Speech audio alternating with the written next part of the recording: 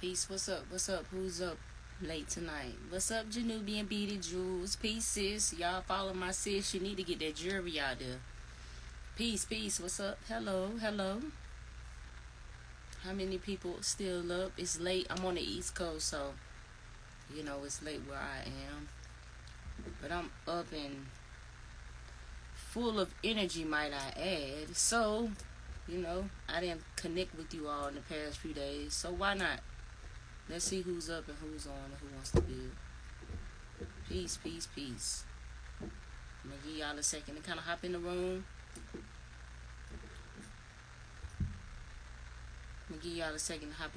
It's late, so you know what? I wasn't thinking to really come bombard y'all with a topic. So, it's Saturday where you are.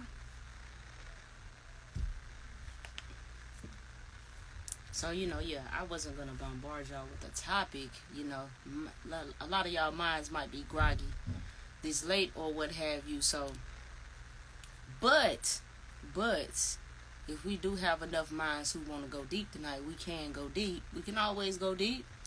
People. We can always do that. I've been talking a lot about comedic science today. Comedic science been on my heart for a long time. It's like one of the earlier systems that really kind of helped me to get that that aspect of knowledge itself. So I've been posting quite a few of the few things around comedic science. You are right. We are in the witching hours. Maybe just a little bit later, but we coming up on that time. Absolutely. These the download hours. It's no sun out. It's said that we see our true sun at night because we from distant galaxies. So that's why sometimes we get these downloads at night, these spiritual downloads. You can't sleep. Energy is all off, it's not that it's something wrong. It's just a restlessness. It's like what am I supposed to be doing? It's that type of thing. For some people, that's more of a spiritual drive than others. So for some people, that's more in the physical. Or some people are living lives more rooted in the physical. Not that we here to judge them. But some people's lessons are more learned in the physical. Peace, peace, peace, peace. Not Blue 28 from the UK. I get a lot of love from the UK. I appreciate y'all out there. I absolutely do. I get a lot of love from y'all. First time on the live. All right. Welcome. I appreciate you for hopping in. Right. See, for some reason, for the past couple of weeks, these are my most active hours. From like 1 a.m. to like 4 a.m. I cannot sleep. It's been the past couple of weeks. I have not been able to sleep at that time. It's like I could be up all day and I still cannot sleep at that time. It's been happening for me the past couple of weeks. Meditation techniques or have any spiritual practices, I do. I do the fire meditation. I also have a visual, an audio visual that I do meditation off of as well. I've shared that with quite a few of my clients because it's a very, very helpful healing audio. The zodiac clips, I know. Sometimes I think about pulling back on them though, because it's such a, you can, when it comes to astrology, you can rope in so many people that's not really connected to a lot of my main type of content, but it is entertaining and it is an aspect of me. So I appreciate you for letting me know that you like the zodiac clips. I do them more on TikTok than I do Instagram. Instagram is a different, these social apps, it's just different audiences, different needs, and for different things. You wake up around 4 too, Janubian Beaded Jewels? Yeah, I don't know what it is. It's like, I don't know why it's been like that. And I've been having this bad ringing in my left ear. So But you know how it is, good people. You know, a lot of changes, a lot of things happening in my life right now. So, how do we get the meditation? I know we have a session on Monday. We'll talk about that in that session. We are in Mercury retrograde. Absolutely, absolutely. That is true. So, you know, but that's what they say, you know, spiritually, because, and I was thinking about this, man, you know, because this society has made it so when we talk about spiritual things, we talk about metaphysical things, you know, it's almost like we're automatic. It's a means of trying to discredit, you know, or means to try and belittle, you know, when you're dealing with it, because, you know, people are trying to equate it to modern science. But I don't think people realize that modern science is a pseudoscience too. Like, everything is a quote unquote pseudoscience, because it's all in the means of how you are interpreting that data. We just live in a world and in a society that's built around what we call and what we identify as modern day science. But it's a lot of things about modern day science that hasn't caught up with ancient science, you know. And I know a lot of people might want to, you know, try and be a ways about it, but I've dealt with both. You feel me? I've dealt with both. Like, I went and got a science degree. So, and I, as far as studying everything metaphysically, honestly, for me, because I had studied science, once I did study metaphysics, like I said, it made everything make sense. But that's just me, you know? So, what I've also come to realize, like, when you get into types of occult studies, is you have to let people walk their path. Everybody's not destined to be awakened. Everybody's not destined to be on what we're on, and we're supposed to know that. But I think, you know, that comes from the lack of the balance in our study, because we don't have initiate systems. Like, we don't have a means. Unless you go get in a religion, get in an organization. But they're so corrupt nowadays. It's hard to tell when something hasn't been infiltrated and it's watered down and it's not misdirecting you. So when it comes to, like, actual mystic, the left hand side path, we don't have very much structured guidance. So I think a lot of times we just take a lot of what's comfortable for us and we leave behind what's not so comfortable, you know. But I think the not so comfortable part is where the growth is, because if you just always getting what's comfortable, where are you growing? So when you get to the uncomfortable knowledge, I think you have to take that too. And when we don't do it, you just jerking ego at that point, because you're only seeking to validate just what it is, versus are you really seeking real actual truth? So I look at it in that means, in that way, in that aspect. Have retrogrades always been around? Retrograde is just pertaining to the movement of the planet. So certain planets, every planet has cycles. They run on cycles, literally. You know, every 28 days, the moon, you know, every planetary, everything has a cycle. So, you know, it takes Saturn 29, 30 years to return. So it's just a means of the celestial body. So a Mercury retrograde, or any type of retrograde, is just a cyclic part of how that planet is moved. It's just, but it's really in reference. See, everything astrological, this is from my study. Everything is everything. So what I mean is, when you look at the planets, right? When you look at the planets are named after the gods, right? And that's because they're named after the gods, because we're talking about a vibratory frequency. Your chakras have to do with the same vibratory frequencies. So when these celestial bodies, these reflections of the macro, have an effect in your micro, because it's trying to inform you of something that's already internal within you. So when certain things happen, certain things arise up within us, and we don't know why these things are coming up, why this particular thing at this particular moment in time, because it may be a cyclic time. See, that's how we know this is a simulation. At least that's how I know this is a simulation, because how else can everything be mathematically equated? How is that possible? Unless it's a system. If it's a system, you merely have to understand the system and you can predict what's going to happen. It's patterns. It's mathematics. It's not mystical. It's just that we've purposely been taught to not critically analyze and to not think in a way that allows us to be able to perceive things this way. So we filter all of this out in this way because we only get the institutionalized information. We only get the things we don't question, and why we don't question it for particular reasons. Why? Because, I mean, look at the world we live in.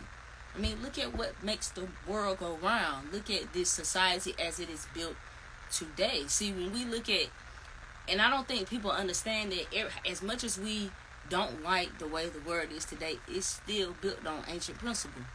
But because we lack the understanding of those principles, we don't know what's going on. You know, fear, it's about fear to understand. Fear is from lack of understanding. People fear what they do not understand. So if you go back to medieval times or whatever, just think about when they first had fire and how they could have reacted to fire because of a lack of understanding. Have y'all ever seen the show C on Apple TV? Yo, watch that show C. Watch the show C. That show it's a good show. I'm gonna do a breakdown on it. All these shows that I talk about, I have to do a breakdown on them because that's the best means of interpreting this metaphysical information is story form. That's why they told stories. They didn't do it because they didn't tell these things because they were low level thinking. You know, they didn't. It's because they understood the best way for the mind to grasp a complex spiritual idea was through story form. They still do it to this day. Every story is told the exact same way. They all have the exact same archetypes. They just call different things. You got 12 zodiac signs, okay. Well, at the same time, you know, there's also 12 chakras. You know what I'm saying? There's it's all in how you look at it. Whether we want to look at the Roman gods, whether we want to look at Greek gods, whether we want to look at Egyptian gods, whether we want to look at Norse gods, whether we want to look at the Orisha, whatever we looking at, yo, it's all the same. It's just a language and a means or a system of interpretation depending on the regional geographical area of the people. Everybody was in, like, you got to think about it. If I'm in Atlanta, people in Atlanta speak a certain way. We have a certain way of saying things here. People here in Atlanta. You go to New Orleans, people have a certain way of saying things in New Orleans. But we could be talking about the same thing. We're talking about the exact same thing, but we have a different verbal way of articulating it. We using different words, but we talking about the same thing. And if a person is really trying to understand, you'll see that. But see, the way religion structured today, it ain't like that because they don't allow you to get to the root where everything is connected at. They just keep the people at the dogma level. So as long as you're at the dogma level, you're going to argue about, oh, well, this is true, this ain't true, and that ain't true. But if you get to the metaphysics of every last one of them spiritual systems, they are all the same.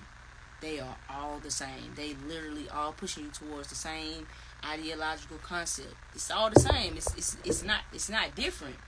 But it's about having the means. See, you got to think about it. Most people, they don't care enough to get that invested in other people's culture. Granted, they do sometimes, but you know, they don't really get into what these things really truly mean and how these things work for these people, these cultures. It got to deal with location. All of it just takes a little bit of study. It's not hard. It's really not hard, but it is uncomfortable. It is uncomfortable. That uncomfortability, though, may make it hard. It may make it hard because what's the enemy? Because what people don't understand, see, when I started to study and learn about mind control and mind manipulation and even persuasion, what really led me down that path was really my entrepreneurship at getting into marketing, understanding sales and how to do sales and how the science of it's a science to selling things to people. All of this goes back to the mind psychology. So there's a means of getting people to want to grasp, to hold on to your every word. Me learning this, I had to take a step back and learn this because this is powerful. This is how knowledge is power, because you have certain people who get a hold of this information or certain people who know this information and they just use it to their gain. And it's not even to judge these people for what they use it for, but it's all about understanding just how the world works. You feel me? It's all about understanding just how the world works. And this is how the world works. If you can get people to get behind a common enemy, you control the whole crowd. You feel what I'm saying? Y'all seen Book of Eli? If you can, it's just mind manipulating, and it's way easier than we realize. See, people like us, people that have this common sense, people that have this spiritual awakening, it takes us a long time to really understand that we are different from everybody else out here. And sad to say, a lot of people get hurt, betrayed, because it takes so long to understand that. Listen, like, look, everybody's not gonna get it. They are not gonna make it. It's not for everybody. But you have to be okay with that. But see, if you don't go into that shadow, if you don't go into that dark side of it, if you don't deal with the ego, because your ego if you don't deal with this shadow, if you don't deal with your dark side, you just gonna inflame your ego. And inflaming your ego, it's just gonna blow bigger and bigger and bigger. And it's not gonna be about spiritual healing. That's why you see so many people, this is in my opinion, still get pulled into the illusion. Because anything in the physical world is an illusion. So when we start to gravitate and we do things based on physical illusion, we're lost in the world. We're dealing with the carnal flesh. That's how you fall to the low levels. That's your lower self taking hold, because you're just dealing with illusion. That's not, none of those things are really real. But see, when you lack knowledge of self, you have no choice but to define yourself by illusionary means, because you know no better. That's how you're programmed. Especially when you're so-called black. Especially being black, you are programmed to be a consumer, to have a slave mentality, have a mentality of lack. That's how you program, that's how you wired, because that's the position, that's the role that we are in, especially here in America. You know, so that's just what we know. Honorable Elijah Muhammad talk. I have. Absolutely, I have. Can y'all hear me? The show is SEE. It has the guy in it that played, he's the, what's the fish man? What's the dude? Aquaman. The dude that played Aquaman. He's in that joint. Yep, same story, different characters. Yep, 12 cranial nerves, 12 disciples. Absolutely. So, you know, it's like all of these symbols that's been programmed to us that's bad. And to me, the red flag for me is always when the masses is repeating something. When a mass group of people are saying something, I'm never going with it. I'm just not gonna go with it. I just can't do it. Even to the means of sometimes, and I hate to use this word when it comes to conspiracies, even in that sense, that has become religified. Like, it's about mentality, y'all. Like, it's really just a mind thing. They don't care they don't care. You can call it whatever you want to call it. Even if it's about black power, they don't care. It's about the mind of, do you know who and what you are inside yourself? That program that's in you. Because you see, a lot of people can leave the church, can leave the mosque, you know, feel like because they grew up in a tradition or whatever the case may be, and they switch, but they never change the mentality. Meaning they never realize that it's not about going out seeking. It's about going in and seeking. You have to go in and seek. But it's hard. I'm telling y'all what I'm telling y'all. It is hard. All the demons, everything that's ugly, everything ugly in your mind that you've been force-fed as a horror story is your dark side. So you don't want to go in the dark. You see, we're programmed this way purposely for a reason. It's for a reason. Yes, when there's no enemy within self, there will be no outside enemy. Absolutely.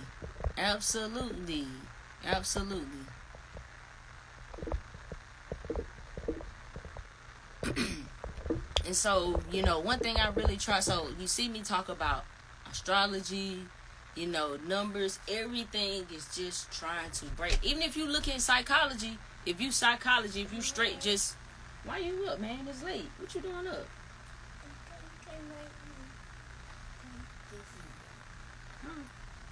Is that me, Mom? It is you now because you came in here and you should be asleep, man. You know how late it is. This is my baby boy, y'all. Hold on for a second. Come on, man. We're going to bed. Let's go. Hold on, y'all. We coming right back. Hold on. Let's go.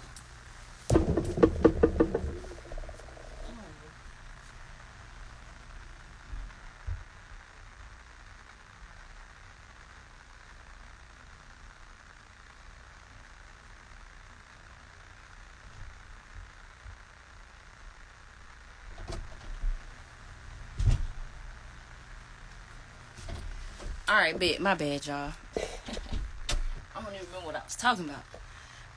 But, self-hate. You know what I'm saying? Self-hate is something that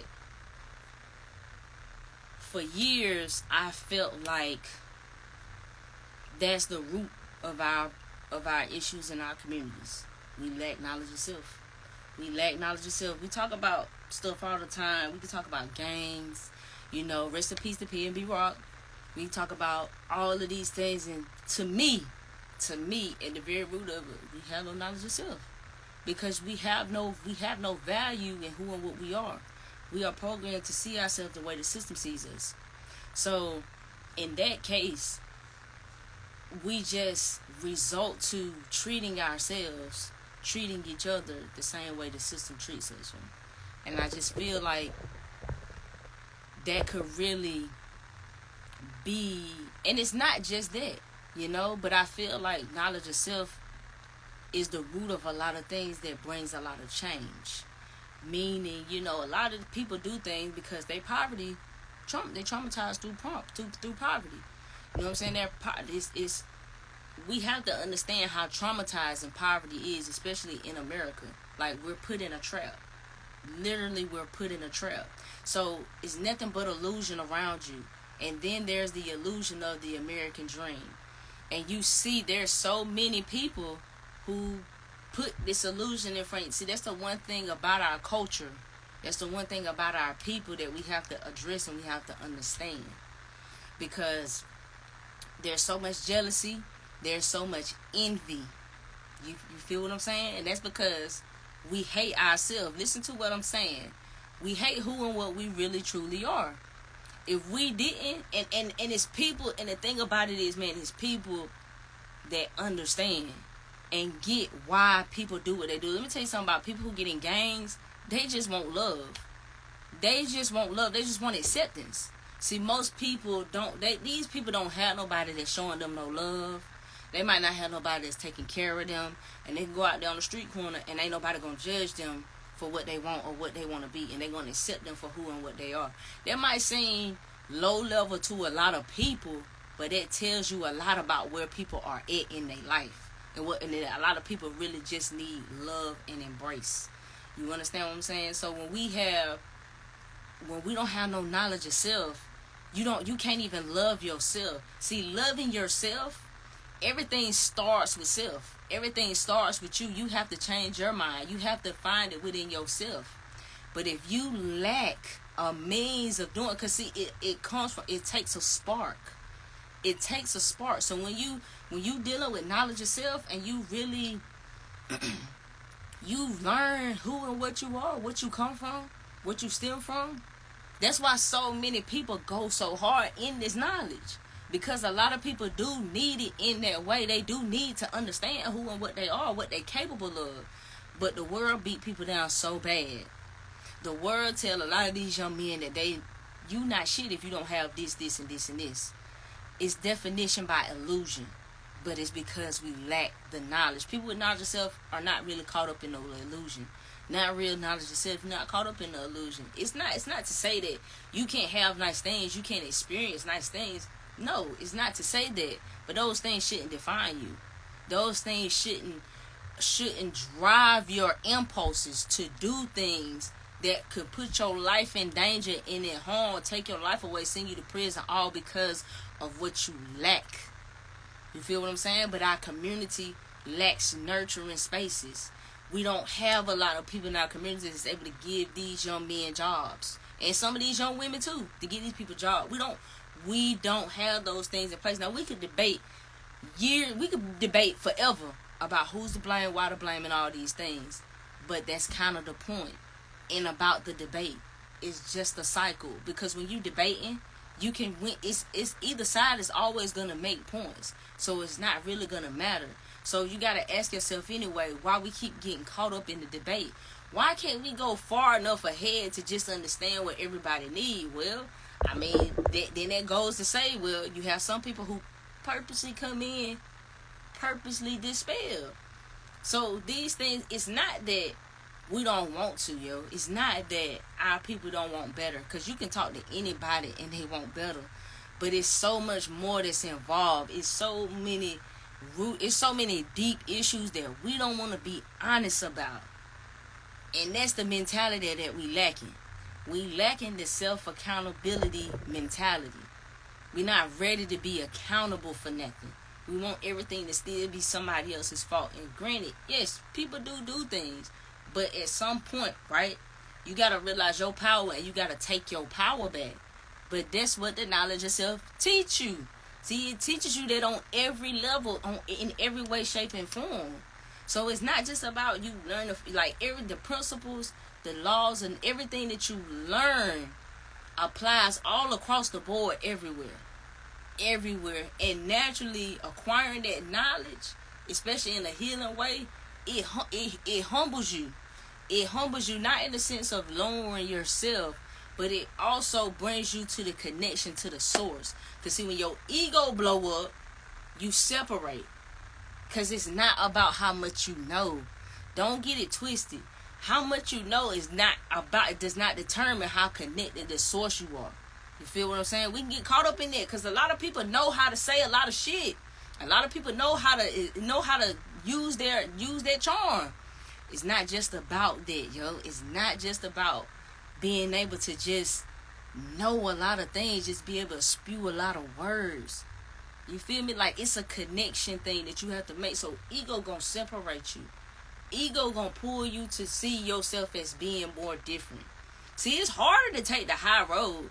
It's harder to look at the higher principle and go by that higher principle. It's hard to do that. It's easy to fall into our lower nature. That's the easy thing to do. It's easy to do that because we naturally in an animalistic state. This is why this physical flesh, this body, all of this is why you born in sin. Because you stuck in this body and you ain't supposed to be in this physical body. Because you a whole infinite soul living in the body. But you got to remember that. And you got to bring that back to source. So, but it's not just, you got to remember, it's not just you. We are all experiences of the Creator. We are all this. So we are all co-creating this. So based on your own mind, it's how you going to perceive your reality, how you going to construct your reality. You literally constructed this with your mind. See, so that's why the ego is so dangerous, because the ego literally has to do with your whole perception of your reality. A lot of y'all went and watched The Revolver. If you haven't watched it, and you'll know exactly what I mean, because you're perceiving it through your ego, and it used your brain against you. It use your information against you. So if you just have a bunch of information, if you got a bunch of information and you just ego swelling, it's going to use that information against you. Just like in the sense where astrology, you never supposed to allow astrology to stop you from doing something. You're not supposed to say, well, I can't really do that because I'm a Virgo. That don't really make sense. That's not what the science is for. It's not so you can just be complacent. That's your key. That's the key to get you to your true self. So you can understand yourself. So you can get, man, I get why I keep falling in this pattern.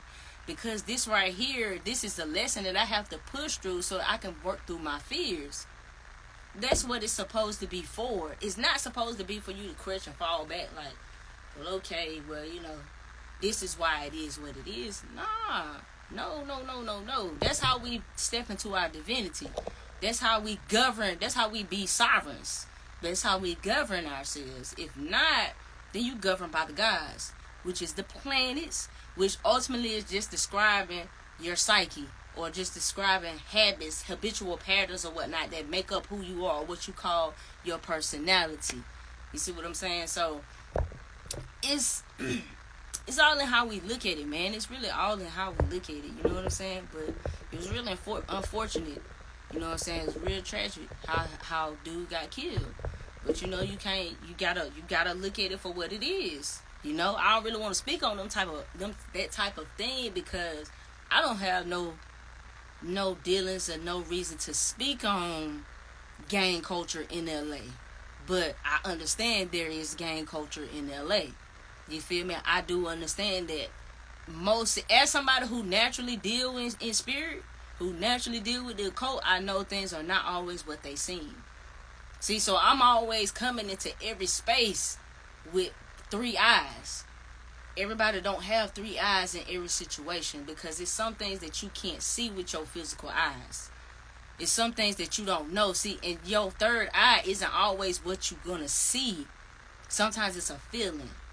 Sometimes it's a sound. Sometimes it's a memory. Sometimes a recollection. Sometimes it's a download. Sometimes it's just an aha moment. Sometimes it's a random individual saying something so random, but so profound at the same time that you're able to grab that message. You know, that's you driving down the highway and you peep, 111555. That's your third eye. It's being able to see just beyond what you can physically see, because you understand there's another language. There's a language of the universe, because this is all a construct.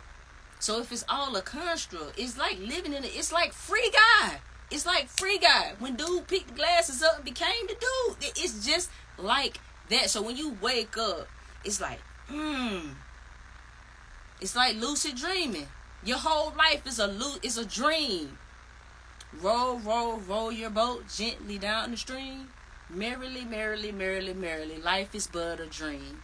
This is us. Listen, we've been under this spell since we came out the womb. Everything was a spell from the minute they took us out the womb and we saw that light and they smacked us.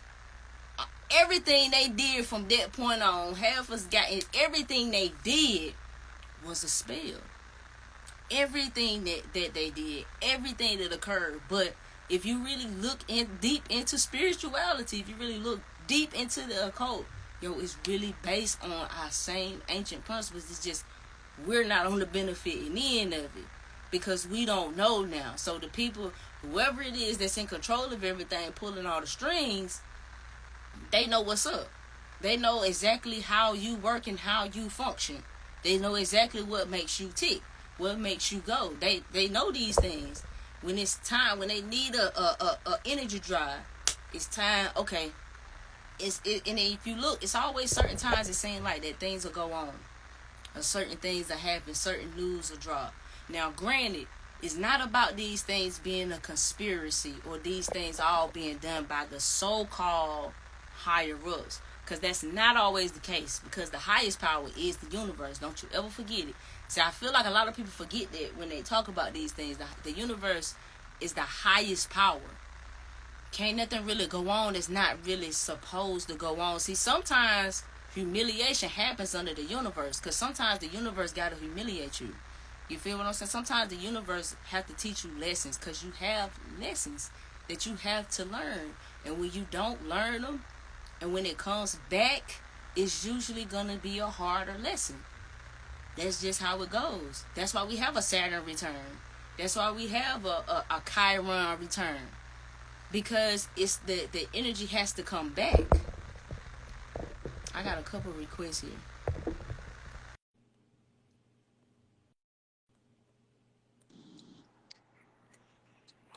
Hey, what's going on? How you doing? Peace, how you doing? Peace, peace. I'm doing good. But I was just texting, but you talking some real universal shit right now. That's what I Right, I can say. appreciate it. And Okay. everything that you are saying is what we have to connect to. And I don't want to promote anything, but like with my brand is just unlimited life. You know what I'm saying? Liberation. So we got to liberate our mind, and we got to be integrity while we do the things that we do, and we got to be fearless in the things that we do. And at the same time, we got to understand that we elevating. So everything that you doing is really helping me to go live. I don't really like going live, to be honest with you. I really, Okay. cause I appreciate you for hopping on, Sharon. yeah. But I do talk to people in person, you know what I'm saying? I Yeah. talk to like, you know what I'm saying, like 4 to 5 people at a time. But masses, like you got quite a few people on here. That's too much for me. Okay. But Well, the I appreciate you for hopping on, Sharon, though. Okay. And you said your brand is Unlimited Life. mm, yes it is. Okay. That's what's But up. All right. Unlimited Life. Y'all support the brother. All right. but the energy you giving is real. That's all I wanted to say. You know what I'm saying? Outside of me just texting and typing. You know Okay, I what appreciate you. I I'm saying? appreciate you. Yeah, you had some you had some good you dropped some good points in the comments. I appreciate you for contributing, for hopping on. I appreciate it. Yeah, I can only do what I can, you know what I'm saying? Especially when somebody talking the same talk that I understand, which is the language Right, right. that you were referring to, you know what I'm saying, on some real shit. Right, right, right. All right, that's a bit. All right, I appreciate you. All right, I appreciate you linking me in. No problem. All right, salute to Peace. you and your family as well. Peace and love. All right, peace to you too. I don't know how to hold on. You I good? don't know Take your how I supposed time. to how I supposed to how I supposed to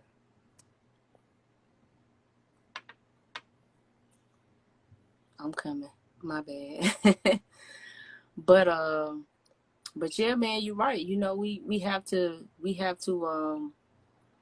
you know, we got to remember our mission and why we here. That's the main reason. Honestly, that's really the main reason why I started to do my thing like this, because I feel like when I talk to people, you know, being that I've studied this for so many years, and when I talk to people, you know, and because I've been doing work with people for years, and you know just how helpful people say it is. So for a long time, I didn't want to be in my purpose. I'm not gonna lie about it. Like I try to avoid it for a good amount of time. You know, like I kept making excuses. I realized it was my ego. I kept making excuses. I was like, well, maybe it's something else I can do. You know, and I realized too I was caught in an illusion because my mind kept saying, will we really be able to live, sustain our life, like really dedicating all of our time to digging into the knowledge and being putting it in a way to share it with other people. And so for a long time, I avoided it. I did all other types of stuff. You know what I'm saying? I did a lot of e-commerce business, nothing related to no spirituality or nothing like that. And I had some success with it. It didn't really stick though, and I got burned out from it like kind of fast. But you know, I didn't want to accept it. Spirit was trying to tell me, you getting burned out because this is not some shit that's in your heart to do, but you're gonna learn. And it took me a minute, but I learned and I figured it out. And we just have to be confident enough to walk our path. You know what I mean? We have to be confident enough to be ourselves, to be who we are in this world. So that's the main reason why I even do this. Why I make any of these videos at all. It's just so I can connect with people who go through the similar thing, who may be walking a similar path. So that's why I do this. That's the only reason why I really, really do it. And secondly, because I wanted to leave something for my legacy for my kids. Like I wanted, if something happened to me, I want them to know who and what I stood for, like who and what I am, what I brought to this world. And when me and my husband first talked about that, that's when we sat down and wrote those two books, because it was like, well, at least they'll know what we stand on, what our principles are. So everything from there, and I'll admit, they the ones that keep me grounded. Like my kids are the only reason why I feel like I have to build something physically, because if not, I feel like I would just be traveling around the world, just being in different little places and just trying to just live and just, because the ultimate pull for me is contributing to society, withdrawing from society.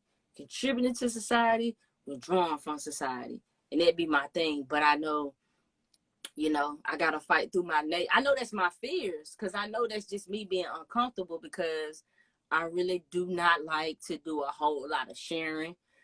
You know, like it might seem like it's coming off natural, but it's a struggle for me. It's hard for me.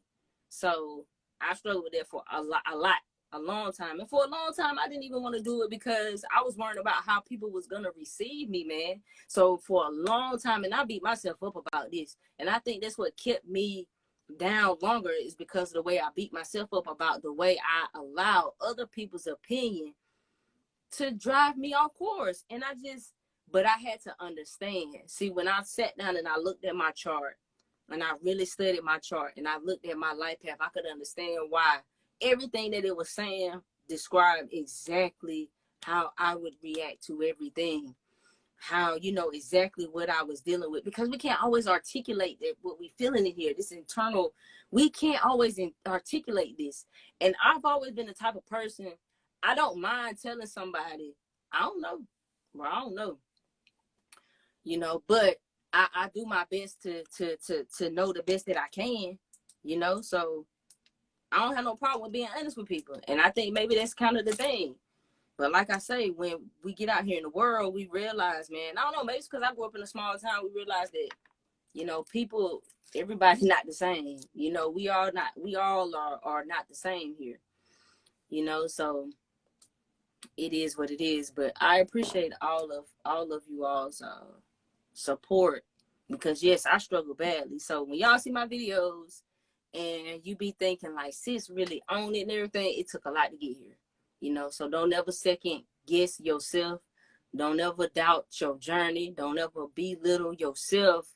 Don't ever belittle your journey, because you are going and walking the path that you are supposed to walk. You just got to trust it. You just got to have faith. And I know that's hard to say, but remember, I feel like it's only unseen because nobody else can see it but you. I'm not a 33. I'm a 3912. I'm a 3912. So, but I got a lot of threes and just a lot about it. But and see, with the 33, they have those 6 qualities. I got a lot of Virgo energy, and it's all kind of caught up in my 6th house. So I can really connect with that 33 energy. I can really understand. But oh, no problem. See, one thing about me though, I'm gonna be honest though. I'm gonna be honest. You know, I'm gonna be honest. You feel me? So, you know, I still struggle, y'all. It's still a struggle. It's because it's some things that you're not gonna learn until it's time for you to learn. There's some things that's not even going to surface from my subconscious until I'm 50 years old. It's not. I can't rush myself to that. You see what I'm saying? I can't rush. I can't force my path. I can just walk it. I can just walk it. And you got to be comfortable with walking your path. See, that's why we do have to know this is an illusion to a certain degree, because we have to know that sometimes you have to go to higher spiritual laws or spiritual ideas to push through in life. At least for me. At least for me, man. At least for me. We got a couple more requests on here.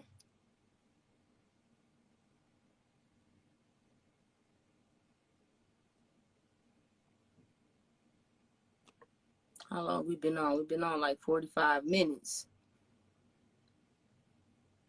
I'm glad to see so many of you all on. Like I said, it's kind of late where I am. But I don't know. I had so much energy. I was like, maybe I should just go live and get some of this energy out.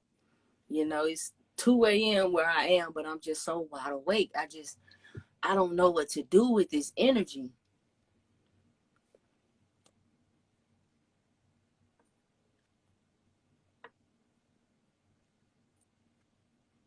Right. What's meant to be will be. That's why I tell people you just have to be you. Because if you spending a lot of time being somebody else, how are you going to get what's for you? Because what's for you is just for you. It's not for nobody else. It's for you. So if you're trying to be somebody else, how are you going to get what's for you? Think about it. You can't get what's for you. You won't be able to get what's for you if you're not being you. That's why you got to stay in your lane. That's why you have to mind your business. See, a lot of these things we say, it's so crazy, man, because I be like, we just don't understand how soulful and spiritual we are in everything we do. But the way we've been programmed to see spirituality is really just like morality. We don't even understand the real workings of what spirituality really is. Nah, I don't need validation at all, bro. Not at all. I speak the way I speak to connect with other people, man. I do a lot of work with a lot of people who go through a lot of these things, but I assure you, I don't really need validation. Things are going to be what it's going to be. Tips on being someone who doesn't understand. Do you mean being with someone? Is that what you mean? Do you mean being with someone who doesn't understand you being spiritual? Let me know what you clarify that a little bit for me, Jazz.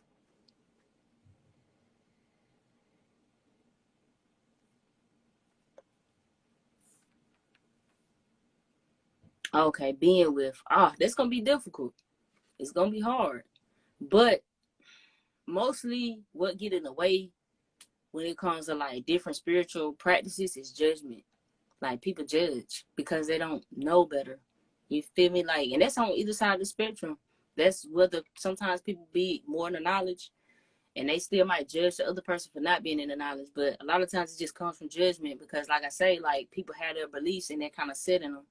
They kind of dogmatic to it. But if you can find some common ground and not try to change each other, then maybe, like, because people try to change people, and it's about genuinely connecting with somebody. It's about genuinely just liking somebody. What I realize in a lot of these relationships, and this probably not pertaining to you, but a lot of people do not know how to court. Like they don't know how to date. They don't know how to really find a partner. Like what I mean is, and I'm trying to be careful with my words. It's like you have to like the person you with. And I feel like a lot of people don't like the person that they are with, if that makes sense. Like, people have sex with people all the time, but they don't be liking them. And I can't understand that. So to me, in my mind, that disconnect there is just always going to be a big problem in the relationship. So I don't feel like people have to be 100% into what the other person is into, because that's not realistic. That's too high of a standard. But at the same time, people have to respect people's passions, people that you have to discuss your actual values, what you actually want to build off of. You got to talk about where people come from. Like, what was your family like? Like, what was your childhood like? I don't think we take any of these things into consideration until it's too late. Because I don't know. I just don't be getting it. I don't be getting it.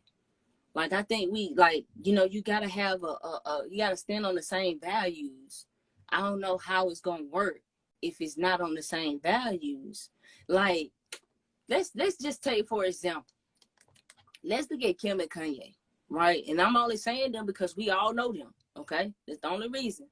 So if Kanye has values and everything about his kids being a certain way because they black kids, and Kim is a whole nother way, and she don't stand on these same values, and she has no reason to accommodate Kanye because she's not with him to in a partnership, then how would that, like, so the split, like, we would know that the split is gonna be what it's been. We was like, I'm not surprised at what we seeing between them. You feel what I'm saying? Like, I'm not surprised because it's like, bro, like, I mean, how is this ever gonna work? I just don't understand these things. You feel me? Like, if I just don't get it, man. And I don't want to, like, and I'm not trying to, bro, get your ass out of here, bro. Like, nobody's begging you to be here, bro. Thank you, man. You can go. But anyway, God, bro, it's like, how does that work, yo? How is that supposed to work?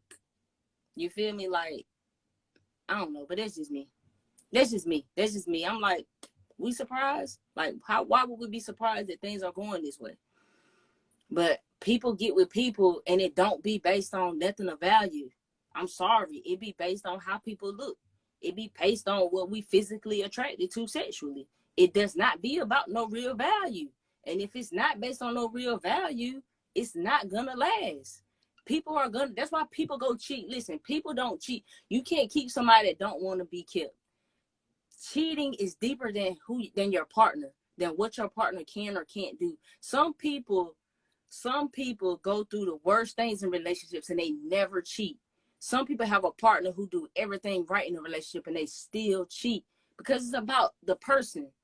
It's about the person, yo. It's about the person. Because when you to cheat, it's to cheat yourself. But see, a lot of times when people involve third parties, it's because, for one, if you're not complete and in your values with your partner, then that means you're not your complete self with your partner. So that part of you that you can't be with your partner, you're going to have to go be that shit with somebody else. So therefore, when everything that you lying to your partner about because you think they ain't going to accept that shit, or you think that, you know, whatever, and you go off with somebody else that you feel like you can just be that shit with, that's what happens. People just don't know because they don't know what's going on inside themselves.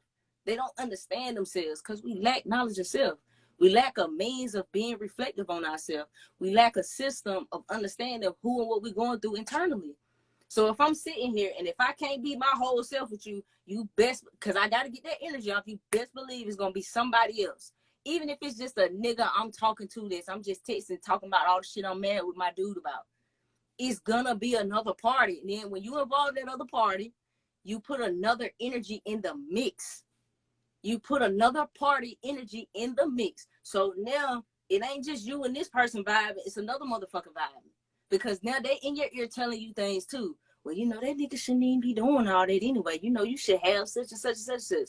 So now it ain't just you and this person. And then your partner might notice you off here doing some other stuff. And they might go talk to they homeboy, like, damn, Shorty been acting different. You know, she's such a bush. She probably treating. Now this other dude, and now his homeboy, his ear. Now his homeboy got him thinking about things this way. Why? Because y'all know how to talk to each other. Because y'all know how to be real with each other. Because everybody's pretending, putting up fake haze with each other all of the time. That's what happens in these relationships. So if you can't be real, if you can't be your real self, which is why I say you have to make sure you at least a friend with this person, it's not going to work. But this is just my opinion.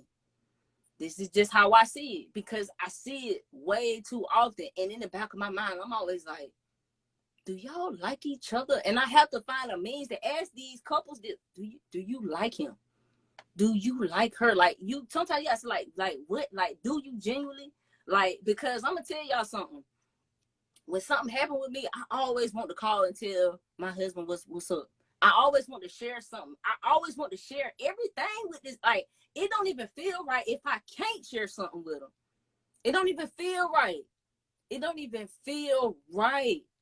I can literally get up and I could go do something and he could be like, yo, how did you know to do that? Because it's no other party. It's no other party. It ain't nobody else involved. You got to be about your partner, yo. But you got insecurities that come get in the way. You got self-doubt, you know, you got low self-worth. All these things get in the way because we ain't healing. We just accommodating ourselves with partners. Some of us using sex, some of us using drugs, some of us using food. We using all different types of things to numb ourselves, to accommodate ourselves.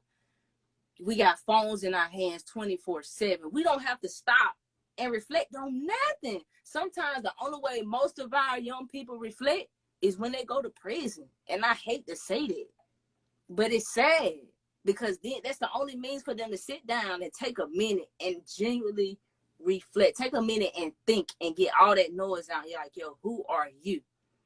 Because when you don't do that, you hear it's so much loud chatter in your mind. It's so much chatter. It's so many people in your head. And you think it's you. You really think this is you. But it's everything that everybody has done said about, well, you can't do this, you can't be this. This all the police you done came across. This is all the things that you saw happen here or there. So all of these things, and this is all ego. This is what your ego does to give you this frame of mind so that way you fear-based. So you like, damn, man, they ain't gonna want to accept me for this. No, you don't want to accept you for this because you ain't did the work. Because you haven't done the work. So because of that, you need them to accept you because you ain't accepting yourself. But see, when you accept yourself, you don't need nobody else to accept you. That's the key. You accept yourself, you don't need nobody else to accept you. You accept your decision. I don't need nobody else to love my decisions. I don't need it. Because that's the validation. When you got to go outside yourself, that's the validation. That's the validation. You need somebody to validate your feelings, but understand sometimes we are like this because some of us lack emotional validation when we was kids. We didn't get nurtured when we was kids. You know, we was crying. We felt the way somebody shut up. Somebody told you shut up. Don't feel like that. So you took that in. It's like, okay. As a child, as a youth, in your youth, you took that in and you adapted it to your personality. And your ego took that as that's not acceptable. So this is how you need to mold your personality to be accepted. Anything outside of that makes your shadow. That's how we create the devil. See, they use the same concepts and create the damn devil, yo. That's why they tell you the devil is a lie. The devil is a lie. It's nothing but your ego. All that is it's nothing but a lie. But the whole world has been molding, been, you know, feeding us the same narrative. And it's like you have to have enough in you to get in power. Now, some people have no reason to need to wake up because they are getting everything they want to get within this system. Is it illusion? Yes. But maybe they got lessons around illusion. You don't know. You can't see everybody's full story. You don't know what people are going to go through in the dark. You don't know what they're going to go through. You might see somebody caught up in a lot of money, power, and illusion. You don't know where they're going to be at in a few. You don't know how that's going to play. So sometimes, you know, so that's why you got to mind your business. That's why you got to put all your focus on your business. That's why you got to stay in your lane. That's why you got to mind the business that pays you. And your greatest business of your life is your character. You got to mind your own self. Because it's just how it is. I know, like, we feel like we supposed to say to people, but we not. We know this already. How can we say to people when we already know you got to save yourself? So what's talking? What is that that's talking? Is that ego? Because if you know that only you can save yourself, how can we say to people? Are you supposed to say to people? This is like, you have to go in the dark for this because it's uncomfortable to think about what that means. That's all darkness is. Everything that makes you uncomfortable to think about what that means. Like when you think a thought, or when you feel a feeling, and you reflect on it, like, damn, that's fucked up that I feel that way. That's your darkness. That's your darkness. You got to get to the root of that right there.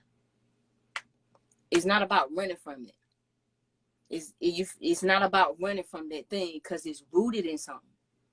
It's rooted in something. When we project, when you see people get crazy mad over something and you like, dang, why are they that mad? Because it's the shadow. Because it's their own self being projected back to them. You just got to understand the workings of the mind. The mind is all. You never know what a person has done to get what they have. My wife told me that earlier. Exactly. I agree with that. That's why I tell people that you don't look at other people's grass. Because their grass might be fake. Or you don't know what they went through to get what they got. You might not want to go through what they went through to get what they got. You might not want that. You might not want that. You don't know what they had to go through. Is it worth it? We see a lot of people with a lot of material things, with a lot of illusion. They have to do a lot of things just to be able to look themselves in the mirror. Is it worth it? I don't know. It depends on who you ask. It depends on who you ask, because for some people, they're going to do anything for material gain. That's what it represents. There's going to be people like that in this world. You have to know that, because it's a part of you that's like that. It's a part of you that's like, you know, like, man, if I go to my dark side and I don't care, I would do a lot of messed up stuff. You know this about yourself. It's no need to deny it. Just because you know it and you're aware of it doesn't mean that you're going to go do it. It don't mean that you're going to go do it. You see what I'm saying? It's just like, no, I know.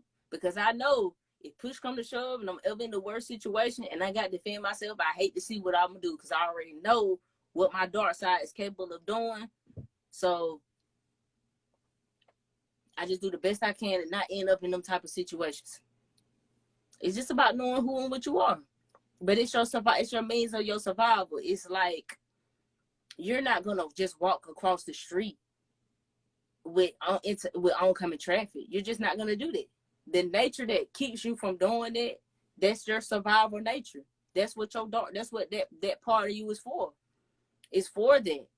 It's literally to protect so you can survive. But the issue is, we allow that part of ourselves to run things all the time, like we're in constant survival mode. And so that's when people are stuck at their root chakra. If you think about the root is connected to the earth. What rules over the earth? What color is the root? Is red. What do we talk about when we're dealing with red? We'll emphasize red. Hell, the devil. Because it's talking about an energy. But they just spooked it out and made us afraid of it. I mean, hey, you know, Haiti whooped them people's ass because they was living off of their own system. I mean, would it be in your oppressor's best interest to provide you with the tools to free yourself? I don't think so. But that just takes critical thinking. That's all it takes is a little bit of critical thinking. But you know, the world is just the way it is, man. Have y'all ever seen that study? And they did this study a long time ago. It was like probably early 90s, maybe late 80s, where everybody, it was one guy. They were doing a study on the one guy, but it was like 3 other people in the room, and they told all of the other 3 people to say the wrong answers, to like purposely say the wrong answers. So the dude, not knowing what's going on, you know, at first he was saying the right answer, and then with everybody saying the wrong answer, eventually he just went along with it and was saying the wrong answer along with them. Do you have the power to stand up for what you know to be true? Everybody does not have that power. That's what the knowledge itself do, though. It builds the power. That's what the occult knowledge does. That's what all that do. It builds the power. It builds up that empowerment. Of course, it's negative and it's bad to this system. That's why you stay dangerous. Because if you are awakened, you're dangerous. You are dangerous to this system. Think about it. But that's human nature. This is human nature. This is what humans are. So when you study astrology, you study in human nature. When you study numerology, you're studying human nature. When you study the ancient Egyptian Kemetic science, you're studying human nature. Like when you study in any of the pantheons, you're studying human nature. They are all archetypes. If you study Star Wars, the archetypes of Star Wars, you studying human nature. All of it is based on the same story. It's the same thing told to you over and over and over again because it's the same archetypes. It doesn't change. Only thing that changes is the name. The name changes, but we see this even down to all this stuff is connected. Tarot, astrology, numerology, all of it. All of it. And it's just stemming from the ancient. See, the only reason why a lot of people gravitate to those is because it's completed. It's what we have that's left over. So it's so much that we don't have that's left over. We basically, like, the path that we taking is basically it's so spiritual because we're basically soul directed. We're basically soul driven. We're picking up on topics and information just based off of what's in our blood. It's because of what's in your blood. That's what's tying back together. You know, your blood is mostly water. Is it wrong for me to do everything I can to do to save him? No, it's not. It's like, it's about an understanding, right? You love people, you do what you can for the people that you love. That's a part of the experience of being a human. Relationships are a vital part of what teaches us about ourselves, right? So because you want to help him, that's not a bad thing. It's only when you are out of balance with it, when it's to a point where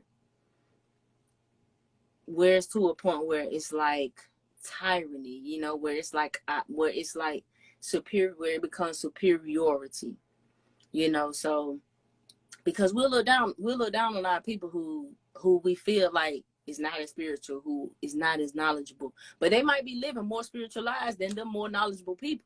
But it's only because we have this moralized view of what spirituality is. You see what I'm saying? But it's not a bad thing. You know, it's like I say, it's only bad in the means of when you're trying to force, when you're trying to change. You can't change people, you know what I'm saying? But just helping people survive or find their own means, I mean, that's just a compassionate, empathetic thing to do. There's nothing wrong with helping people, with helping humanity, with helping the ones we love. There's nothing wrong with that at all. It's just a means of, when people make it superiority or inferiority, because we're all one. It's all interconnected. It's all data. It's like Westworld. Some people, like, some experience, it's necessary. It's all data. If everybody is the creator experiencing life as humans, then who are we to determine what's right or wrong for people? Now, granted, that's not me trying to okay crime or trying to okay people doing bad things. It's just trying to have a collective understanding of the spiritual path. You deal with things accordingly, as they happen. You deal with things accordingly, and you operate like a ripple. So wherever you throw a stone in a river, right, or in a body of water, right, especially if it's still, it ripples out. Okay, so you ripple out. Everybody that's in direct connection to you is a part of your ripple. So you can affect the people directly in your ripple, even if that's just off of how you being a testament to your own beliefs, to your own life, to your own knowledge. So you ripple out and you can connect with the people that you can. And in terms, hopefully those people can connect with other people, and that thing will just spread. Because if we naturally all work on ourselves, if everybody worked on themselves, the world would be a better place. So if we say the answer is for you to heal yourself, and if everybody heal themselves, then the world will be healed. So you see what I'm saying? It's all in the understanding, in the concept, And yes, help the ones who seek help. Absolutely. The teacher will appear when the student is ready. So, it's definitely not about forcing, but I think we get that from that. I think a lot of us coming up in this Christianity, especially if you're coming out of the South, that missionary type of thing, you're supposed to go and spread. You're supposed to spread the gospel. You're supposed to spread the word. How people do, or whatever the case may be. So I think that's just all in it. Yep, your life should be an example and to impact others, not to change them. Absolutely, because you can only inspire. All you can do is inspire. It takes a spark. Now, here's the thing. The spark can come from outside of self. So you could read a book. You could hear a song. You could watch a play or watch a movie. Or you could hear a speech, right? And it can spark. It can just spark something. Just spark something in you. And that's it. That's all it can do. So it's like, for those of us who are spreading the words, who are doing things, in the means of educating people, we have to always, kind of, I don't know, you have to always kind of tell people, well, I tell people, that you are the testament. Like, you are your life is your own Bible. Y'all ever heard people with these really, really, traumatic life stories? And it's like, man, it's so inspirational. Like, you've been through all of that. Like, you're your own Bible. You're your own testament, you know?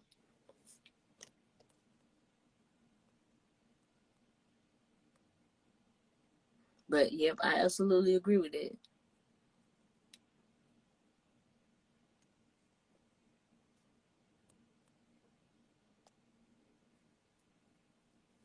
When someone inspires you to help you connect with your inner self, yep. And sometimes it's something small, sometimes, but also remember, we're chosen. See, the ones who are awakened are chosen. So everybody's not going to be, but they are because you are. Always remember that. They are because you are. It's like the string theory. Naturally, in saving yourself, you're going to save them. Like, there's just some, I don't know. Like I say, the occult really has a lot of keys in it that's missing, that can fill a lot of gaps. But you have to be willing to dig into, kind of go into that darkness and establish that balance, But we're so programmed off the propaganda of what the darkness is, But hey, because even down to like magic, a lot of people, they'll get into the way about magic. Man, magic, a lot of it's just your mind. It's your own spirit. The magic in it is what you do. It's just like it's just like your grandmama's sweet potato pie. This is what I mean. So let's say, some of us, we come from families, have traditions, traditional recipes, common known recipes, common things we do in our family, different means of doing it. Now, we may taste, it may be 10 people in the room, and we'll taste all them pies, and they all gonna taste different, right? Even if they pretty much have the same ingredients. Because most people, especially when you're talking about soul food, right? Soul food dishes, everybody have their own little way of doing it. Their own little way of things. When you look and you hear somebody say, well, look, put a little bit of this right here in there. That's your magic. That's all it is. It's doing things to your own little twang. Putting your own little oof on something. That's all it is. It's nothing big, because magic is nothing but creating internal and external change. Now, if people want to get into the spooky, it's nothing but manipulate matter. So we manifesting. So people be talking about quantum jumping, all this, it's all the same thing. It's all the same thing. You know what I'm saying? I've been seeing a whole lot about quantum jumping. It's funny because that show about to come back out, Quantum Leap. It's fun. Things always make a circle. But it's nothing but manifestation. Just talking about manifestation. So a quantum leap is like, if I'm like, I want $20,000, and then tomorrow I go and buy a scratch off or something, and it's for $20,000. So it's like it came just like that. That's what it is. Like it's basically like something that you have as a goal that might take you some time to bring it into the physical, but if you do it and it comes just like that. That's what a quantum leap is, because you're taking a leap. For refusing religious people out of my energy, they don't seem to understand that I don't do man-made untruths to follow the spells they attempt to cast. I repel. I come from a religious background. I can understand. How long have you been this way? Because I know you grew up in a religious background. I did too. And it's hardest when you first pulling away, because they don't understand what's going on. But the more and more you do, the more and more you stand on your truth, they're going to back up. They're going to know it for what it is. And you develop more of a tolerance. Like, the more you study, you're going to develop more of a tolerance yourself, because you're going to just, and for right now, you might be conjuring them to you for a reason. It might still be things you got to learn in dealing with religious people and dealing with dogmatic people. You still learning lessons behind it, especially because you come from out of that background. You're gonna have to deal with it a little bit until you figure out and resolve what that is. So that's probably why they keep approaching you like that. It's like an energy thing. Like, it has a lot to do with your own perception, because you conjuring up when you randomly meet people. These people you meet, they conjure from your subconscious. So it's some lessons that you still learning about those people that bother you in that way. How much are your readings and how accurate are they? I don't do readings. I don't like for people to ask me that. I don't do readings. I do sessions. You can click the link in my bio is that, but I don't do readings. I don't do that. I don't like to call what I do that. Facts. About 4 years. Okay. All right. So it takes some time to work that out, to work that through. Because for one thing, you're going to work through anger, depending on what you're working through, depending on your background, because especially when you come from strong religious backgrounds, what you realize is that you like spiritually traumatized, because it's like your soul been shackled, like you've been, locked up and locked away. So you don't even know how to maneuver outside of what you've been locked into. But it's these lessons that you're learning about it. What I know about status correcting. I was into that so heavy with my husband, especially back in like 2010, 2011. So he did some status correcting and a lot of things like that. It's not something that we really particularly talk about. You got to be careful, because a lot of it is tricky. A lot of it is to trick a lot of people to get into it. So you got some people who deal with this in a means or in a way that gets people caught up. Just do your due diligence. Just do your work. Just do your proper research. You know what I'm saying? Correcting status. Because I'm glad you said correcting status, you know what I'm saying, versus, talking about UCC law code, because it's a different, it's a different wheelhouse and you're dealing with different things. But I've more so taken my sovereignty more of a spiritual understand. I'm taking it more to a spiritual means because I don't really feel like a lot of things are in place for us in dealing with a lot of things that you have to deal with when it comes to these things. If you know what I mean. I'm a Virgo for who asks about my sign. Yes, it definitely turns to anger. You got to work that anger out. You definitely do. But for me, but like I said, for me, I had to sit down and I really had to study myself. I had to learn myself because I realized it wasn't going anywhere. I realized like the anger was just building. Like it was just, I don't know. I had to find a way to deal with me, to deal with what's going on with me, because all the knowledge wasn't changing the fact of like, I'm angry as hell when I wake up in the morning. Or I really procrastinate real bad. Like these personal things that's like really stopping me from doing basic, goals I'm trying to accomplish, even if that has to do with my spiritual means or a spiritual goal. And I just had to dig deeper. So for different people, that's different things. That's why I say shadow work depends on the person. All you're doing when you're doing shadow work is you're bringing out the shadow. Your ego molds your shadow. So your shadow is everything that your ego says is not acceptable or it's not going to be accepted, whether that's because it's bad or whatever it is, but it's the unnurtured parts of you. So for a lot of men, it's their feminine nature. It's their feeling nature. It has to deal with their emotions, So I believe that whole men are from Mars, women are from Venus is a propaganda thing that's been pushed on us for centuries that's inaccurate to keep us split from union.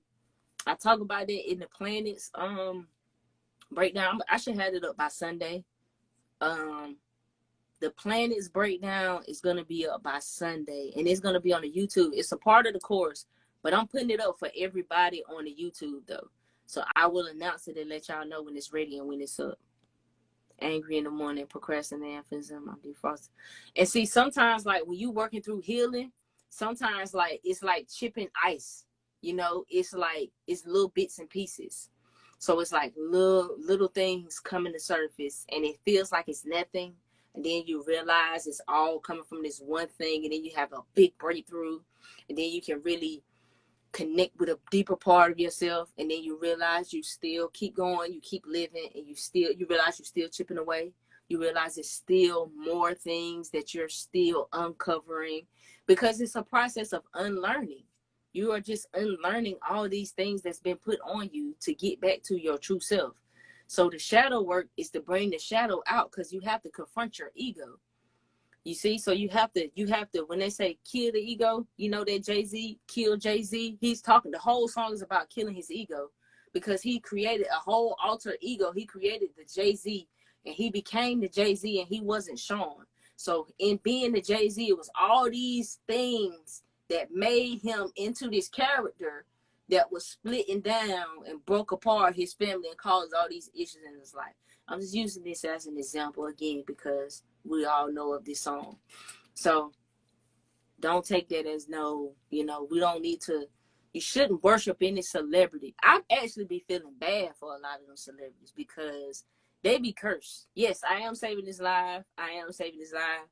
And we don't realize it because we caught up in illusion, because we think because they have a lot of material things, right? That they good, that they better. They not. They less whole than you. They are less whole than you. Trust me when I tell you that. I be feeling bad for them a lot of times. But I like to use them as examples because we all can connect on what they are, what they represent. We can all see that. So we can all make a connection for ourselves, because I think it's all about the connections that we can make. So when you listen to that song, it's nothing but a therapy song. It literally sounds like he went to a therapy session. So he had to kill that persona. So we create this version of ourselves, this ego of ourselves, right? Now, see, for most of us, naturally, we do it. Our minds do it anyway, naturally. So understand, when you come into creation, your physical vessel, everything that you are physically is your ego. Rakia, who I am in this physical, is my ego. I can't be without my ego. I can't be here and not have an ego. So I have to maintain that ego though. I have to understand who and what that ego is, because at the core of me, I am, my true nature, what I truly am, my soul is infinite. It's not just limited to just Rakia, but I'm here having this experience as Rakia. But I can't get caught up in this. See, that's how we get separated. You got to remember what you came from. See, we forgot. That's the humility. That's the humbleness in realizing what you came from, and realizing what you are from, and realizing that even though other people might not have as much knowledge as your ass, they come from the same source. They come from the same thing. They are having an experience too. And they're here having it, so they must supposed to have that experience. Who are you to question that experience? You see what I'm saying? Now, everybody you come into contact with, that's why you're supposed to just be being your genuine self, because who you are impacts everywhere that you go. Now, you don't know what person you are supposed to impact. You don't know who you are supposed to interact and engage with, and how that's going to bring about change on them and the role you playing in their story. You don't really know that. So that's why you always got to be yourself. You always got to be who you are. You always got to, because that's what you're here for. You have a unique perception of the world that is supposed to be expressed. So express it. Just got to learn how to be yourself. You got to be confident and comfortable enough to be yourself. See, most of the celebrities, their ego is so flamboyantly large. It's so large, especially in our culture. Because why? Because we lack knowledge of self. Because we lack knowledge of self. Think about it. We just seen that's why we keep seeing all these rappers getting killed. Why? And we can say, rappers being a rapper is the most dangerous job. I don't agree with that. You lying. I don't agree with it. I think it's dangerous if you got 6 figures on your neck or on your wrist. I don't care who or what you are. If you got 6 figures on your person, if 6 figures is on your person, you're a target. You don't go around no starving dogs with no meat. You just don't do it. You don't do it. What would make a person feel so big to think that they can do it? You see what I'm saying? You see, that's just is what it is. Why you even need that? Why do these rappers need this? Because, see, they perpetuate this illusion bullshit. They perpetuate that illusion, telling these young boys that they ain't worth nothing if they don't have no chain, if they don't have no money, if they don't have this or if they don't have that. And then these rappers are want to say, oh, man, this motivation. Nigga, you is a lie. You not doing that to motivate nobody, bro. You not motivating nobody doing that. I don't care what you say. That's ego, bro, because really you could just get out the way. You could get out of the way, bro, because these people are starving. They starving. And then what? And see, the reason why it happens a lot of times when people, where they come from, is because you come from where they come from.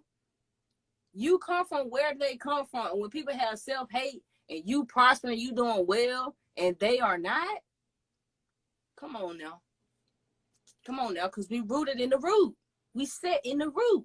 These young men out here in these streets, they in the root. They 15, 16-year-old killing people for change, y'all. The boys that killed Pop Smoke was 16 years old, 15, 16 years old. They out here laying people down. You hear me? All for some chain. And it's funny because it's a chain. It is a chain around your neck. It's a chain. We still want to be on the plantation. We still want to be on the plantation. It's illusion, bro. It's a fucking illusion. You can lose it tomorrow. And see, too many people are defined by it. Too many people are defined by it. Crabs in the barrel. But the crab, because the crabs was put in the barrel. A crab can't get out of a barrel. It ain't meant to, it can't get out of a barrel. So who put us in the barrel? Why are we in the barrel? That's a mentality thing. See, it starts mental, but it feels stupid. See, you want to talk to people about real solutions, what'll really actually heal us. They don't want to talk about it. They don't want to talk about it because it's not physical. They don't want to talk about it. It ain't physical. Unless you can teach these people or tell them something about put some money in their pocket, they don't hear it. Because that's what makes the world go round. Why? Because for 10, 20 years, these rappers said money over everything. And so it's money over everything. And then we wonder why they killing each other like this. It's money over everything. Because we put the power in the money. That's crazy. That's an illusion. We worship the illusion. That's what it is. It's the worship of the illusion. That's why so many people worship the celebrities, because they have the illusion of the success. They have all the physical, the material things. Regardless if some of them might be living bad, might be having, going through whatever they're going through in their personal lives. Regardless of what they may have gone through, there's the misconception that they have the life worth living. And a lot of our youth cling to that. And that's where they at. That's what they want to do. And you got some of these people who come from some harsh conditions and they just don't want to go back. They just don't want to be in that no more. So somewhere we got to have some empathy and some compassion to be able to connect with these people, to connect with these young people. Yeah. Somewhere we do, if we trying to connect. But it's hard because our culture is just compared. Like, look at what our culture built off of. Look at hip hop itself. Like look at battle rapping. Look at how a lot of that started. It was all competition. It was all being better than the next person. So a lot of that, and it wasn't always that. A lot of it was stemmed in having a message. But how popular is your music with the messages today? Now, me, I'm the type of person, I don't complain about the things I don't like. At least I try not to. I try to just put my energy and my focus on what I do like and what I do support, instead of giving it to what I don't. So instead, I just focus on the music that I like. Neptune archetype. I like that. I like that. I like that. I like that you went there with that Neptune archetype. Oh, I like that, man. Yep, people were, but you going to pay my rent? Because that's the truth. That's why I put up that belly clip. When Sincere was talking, and he was like, man, I've been thinking, I've been reading books. He's like, hey, man, your shorty can't eat no books. Ain't nobody trying to hear that. Ain't nobody trying to hear that. That's how it is. Because unfortunately, this the world we in. It's stuck in the root. You can't teach something that vibrates on a love frequency to people stuck down here in survival. They can't catch your message. You got to come down there to them. And then that's dangerous for you, because you end up falling into hell yourself. Because that's where you're going. That's what that is. That's hell. To have that type of mentality is hell. That's what it is. And so it's like, well, you got to be more positive. You got to get positive people around you. And as good as that, as simple as it sounds, it's so hard for people to do. Because naturally, too, within our bodies, we're addicted to the negativity. Because when certain things happen, our body releases certain hormones and, certain stimulants, and our body become accustomed to it. So when we react certain ways, we get those adrenaline rushes, those pumps, because we're addicted to it. See, familiarity is dangerous, because people will stay in something that's familiar, even if it's bad for them, all because they fear the unknown. That's why you do have to study. That's why that's why you got to study the occult. That's why you have to study the dark, because that is what aligns with the unknown. It's really just all connected, man. It is a lifelong process, absolutely.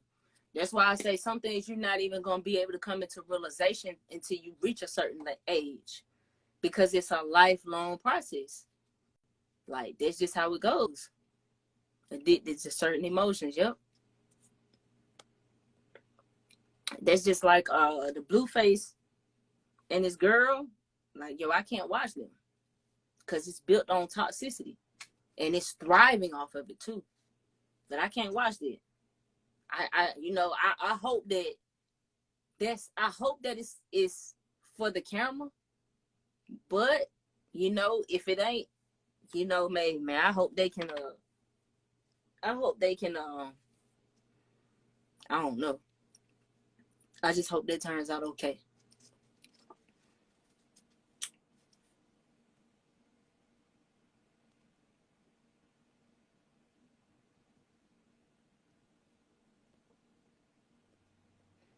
Yeah, I just hope that turns out okay. But you never really know. Women being money hungry, kids the unity. Well, you got to think about that. See, that's the imbalance. See, everything is socially engineered. You know, everything is socially engineered. It's a reason why the woman is fighting to be independent.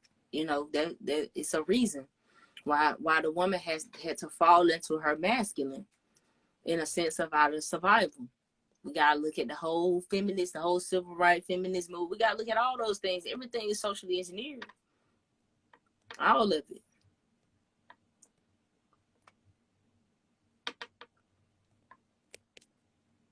Yep, it's none of it is by accident. But at some point you gotta realize like even just for the sake of all of these things needing to occur, that's a lot of work to keep you down. That's a lot of work. That's a lot. It's so intricate. That's so much. That's so much to hold you back. That's a lot of work that went into that. So remember that. To even be aware in this world, unless you grew up in a house or in a home that teaches you this, listen, to even be aware, you ahead of the game. You're not supposed to be here. You're not supposed to be into what you into.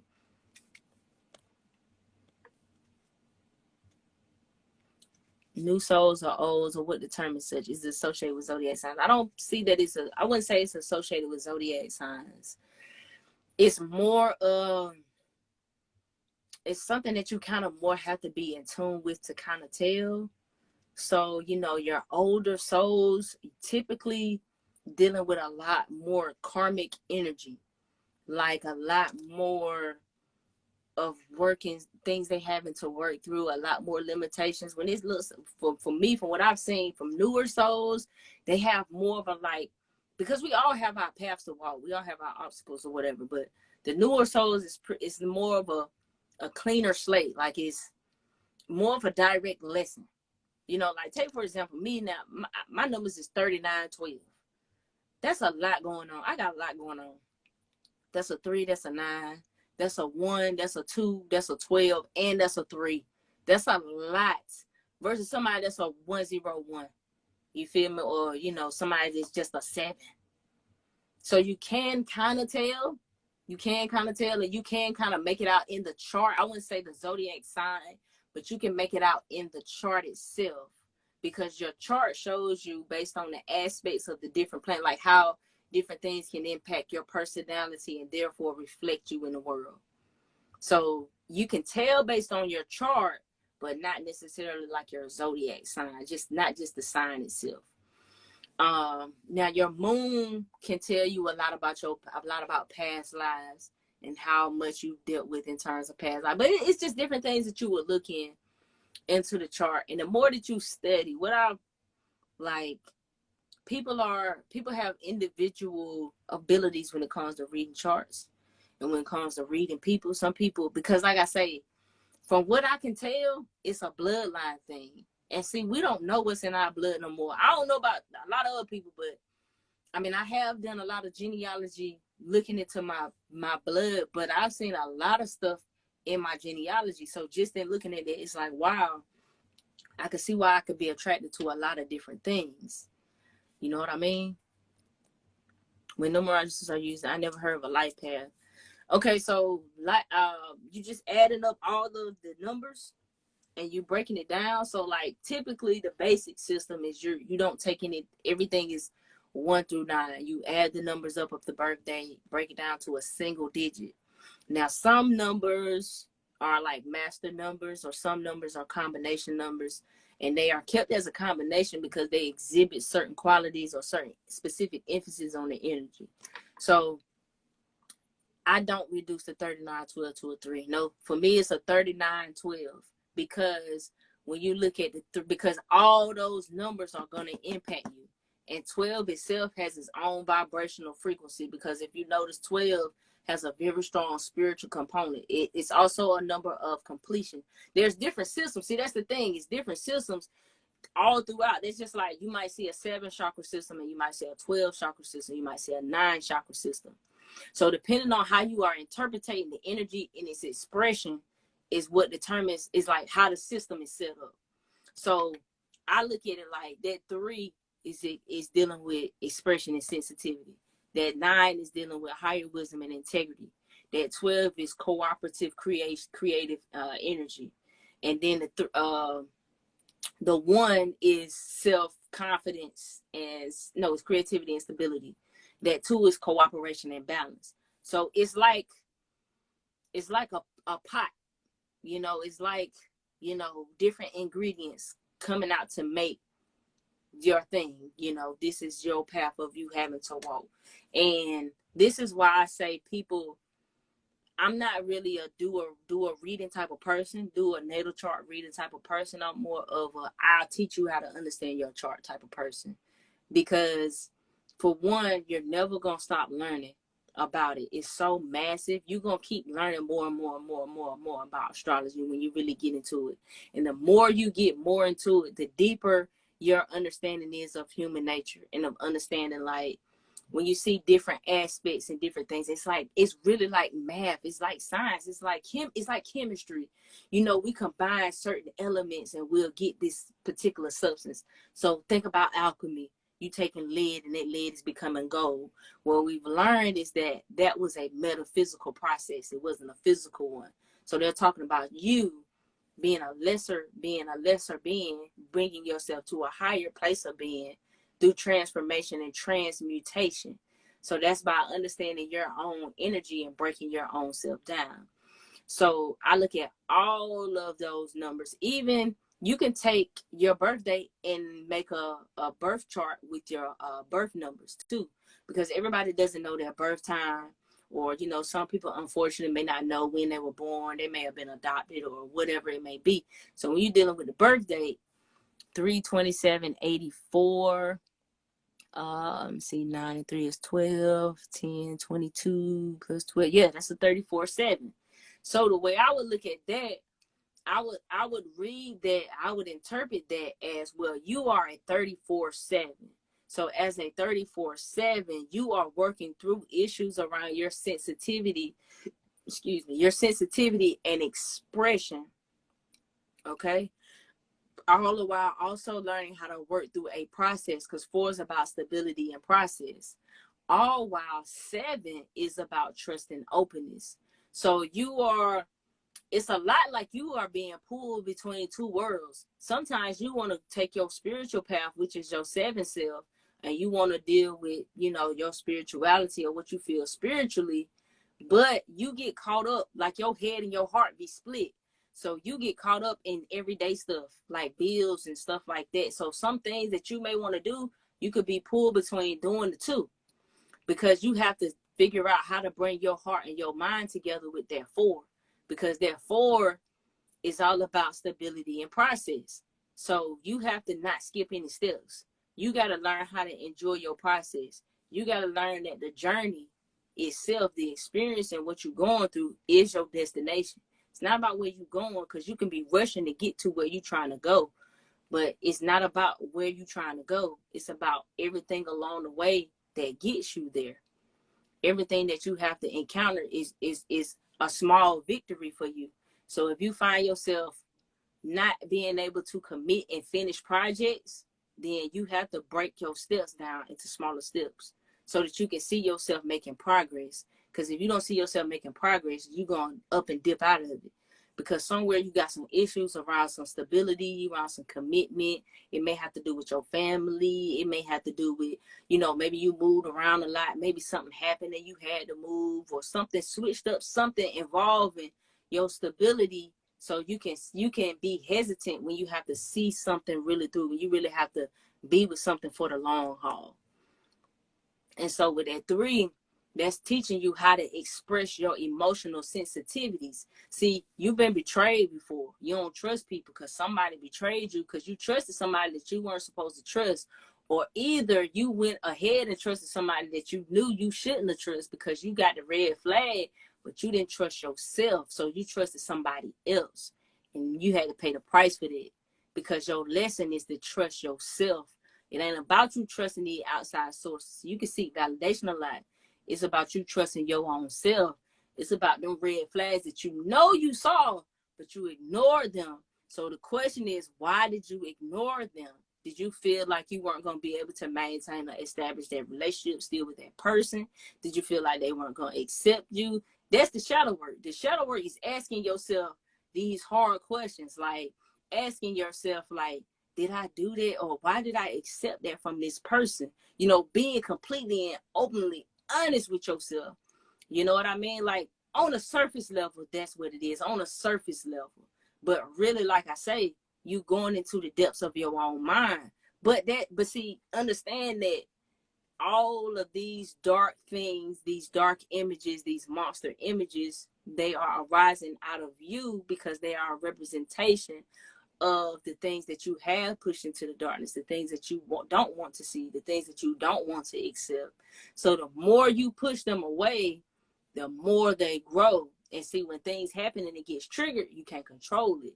Because see, your triggers and your projections and your patterns tells you exactly who your shadow is, but it's also telling you who your ego is.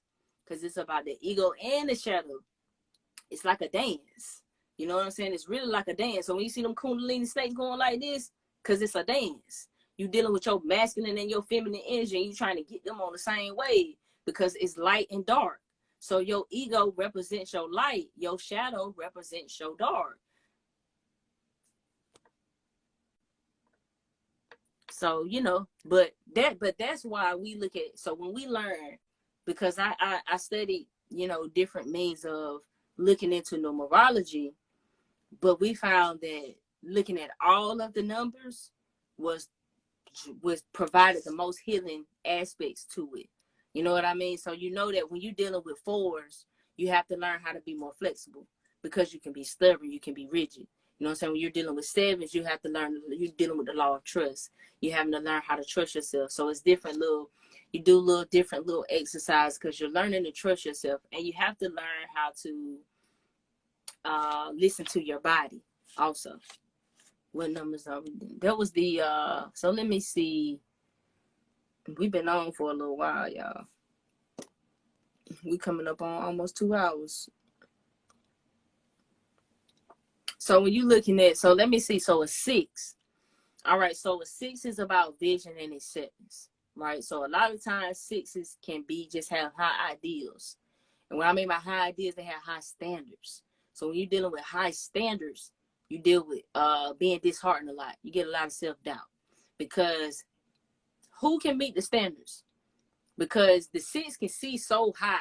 Remember that a 6 looks like, if you look at a 6, it kind of represents responsibility, it's nurturing, but it can look like a woman with a pregnant belly. Okay, so 6 is about nurturing. So 6s can always see the potential in people. They always want to nurture people. They very responsible, but as I said, they can be very high idealistic. So the minute you don't meet them standards, they don't want to deal with you no more, you know, or they disappointed in you. So 6s get disappointed a lot, and they get disappointed in themselves. That's why they're so disheartened. They don't have a heart to go after nothing because they don't feel like they're capable of meeting the standards to which they can see it because they have such high vision. So remember, your 6th chakra is your third eye.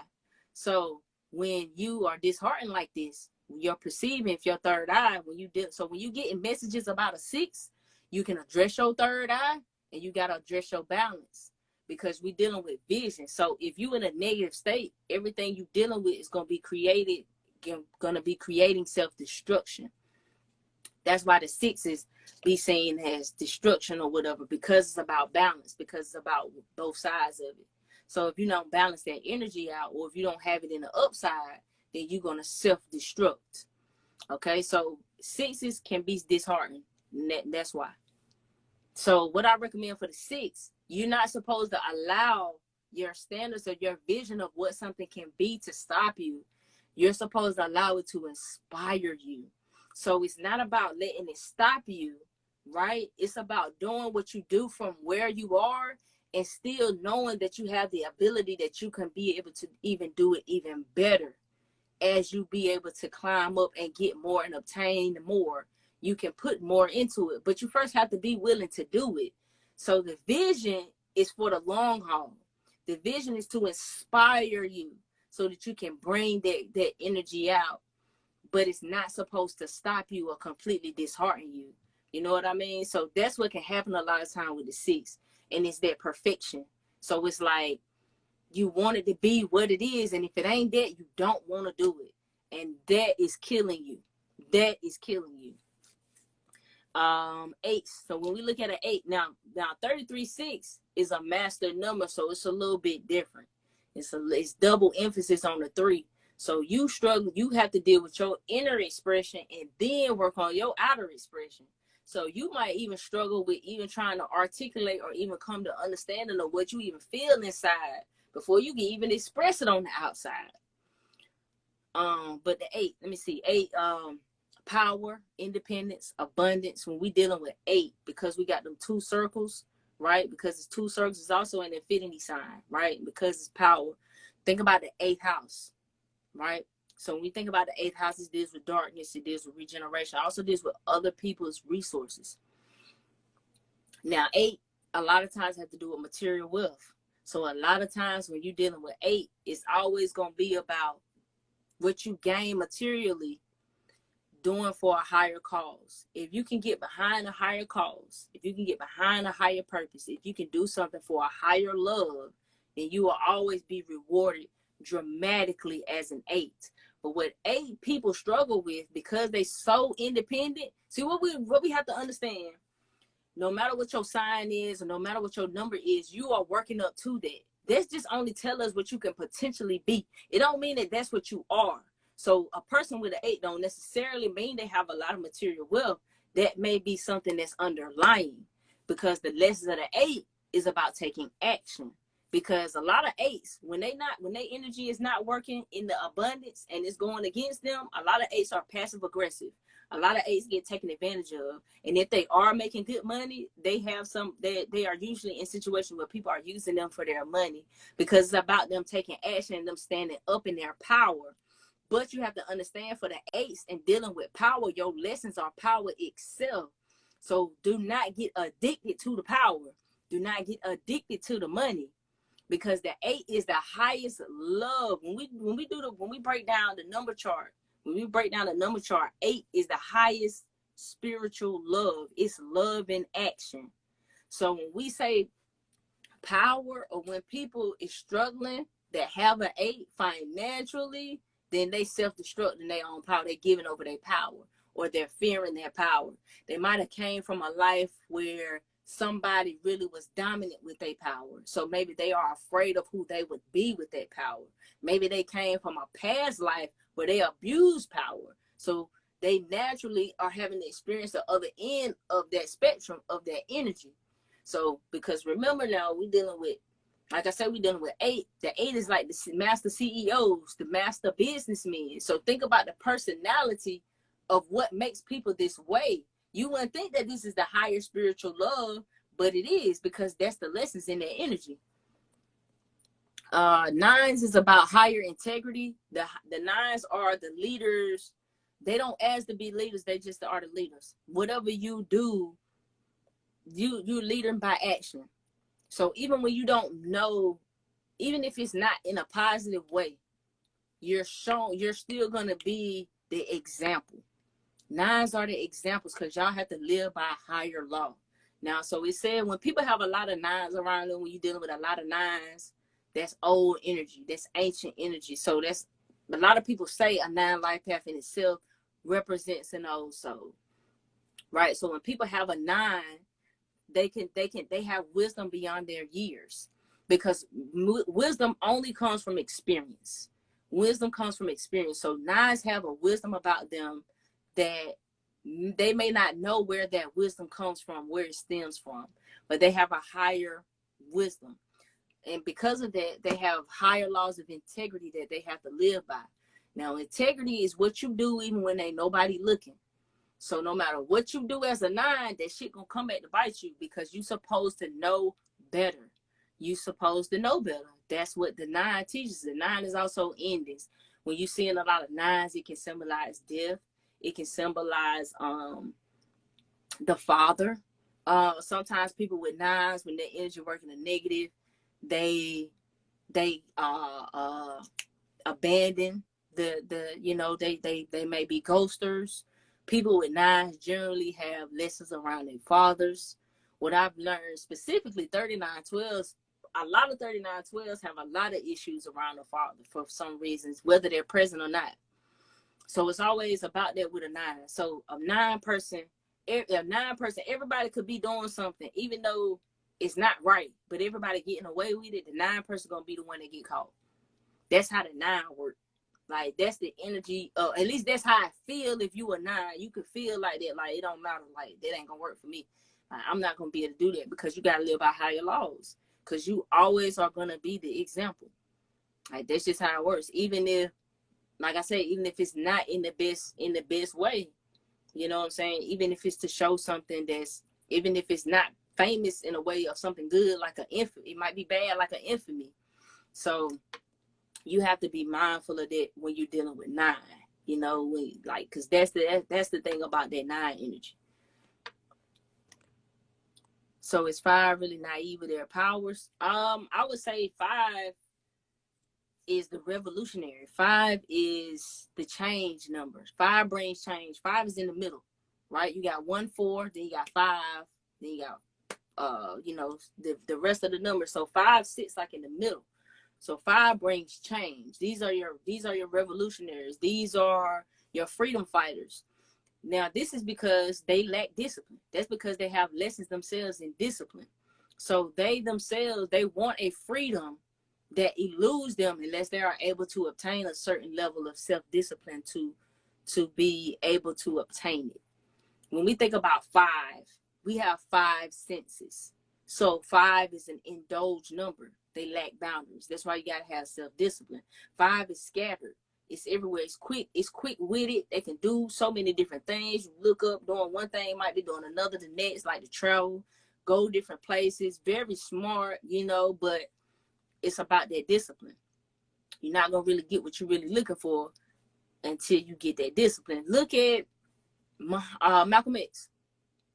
Malcolm X is a prime example. Prior to Malcolm X going to prison, where he was restricted, right? Prior to him going to prison, look at everything he did, what he indulged in, right? He was an indulger. He did a lot of drugs. He did a lot of different things. So when he was able to sit down, and when he got into Islam and gained a system of self-discipline, the brother went far. 22-4 is a master builder. So the 22 in itself is a number. So that's a life path. You wouldn't break down 22 to a 4. A 22 is a 22. So a 22 is able to build. These are like an 11, a 33. So with a 22, you got 2 twos. So think about 2. Now, these are very, very, very, very intuitive people. Now, but the issue is the cooperation. So because 2 is all about balance. So 22s have to deal with, just like a 33, you got to deal with inner balance. Just as much you got to deal with outer balance or inner cooperation. So people with 2s are always back and forth. You're always back and forth because you're dealing with balance. You're dealing with cooperation. It's like 2 people in a boat. One is a man, one is a woman, one is a Democrat. It's like opposing, opposite everything. You might find yourself bouncing back and forth all the time when you got strong 2 energy, because your lesson is in cooperation.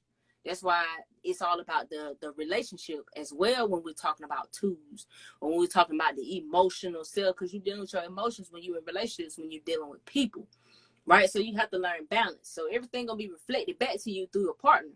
So how you engage with other people is also a reflection of how you engage with yourself. You lack cooperation in your relationships and your partnerships, then that's because you lack cooperation within yourself. You don't know how to do that within yourself. So that means you probably always at war within yourself all the time. You have to find a way to resolve those inner conflicts, because those inner conflicts are creating anxiety. You know what I'm saying? It's not allowing you to be able to establish boundaries. You might be getting overwhelmed, not knowing how to say no. So with 22, whenever we're dealing with master numbers, we're dealing with magnified energy. So the 22s, because it's a so below energy, like 11 would be as above, 22 would be so below. So that's why they're master builders, because it's really rooted in physical. Because we're talking about, it's in a way, it's a 4. 4 always has to deal with the physical. It always has to deal with like earth element. Remember, earth is the fourth element.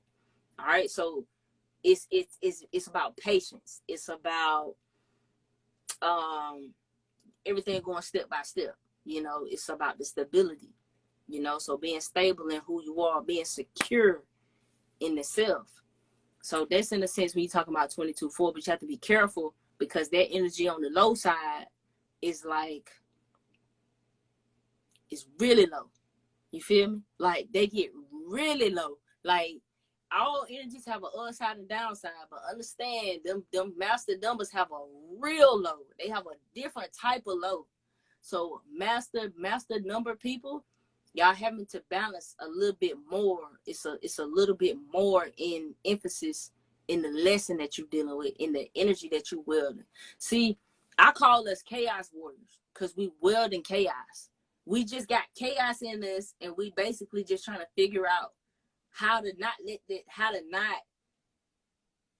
it take us, or how to not explode. You feel what I'm saying? So we just wielding this energy within us. So it's 33 and 9 the same or similar rather?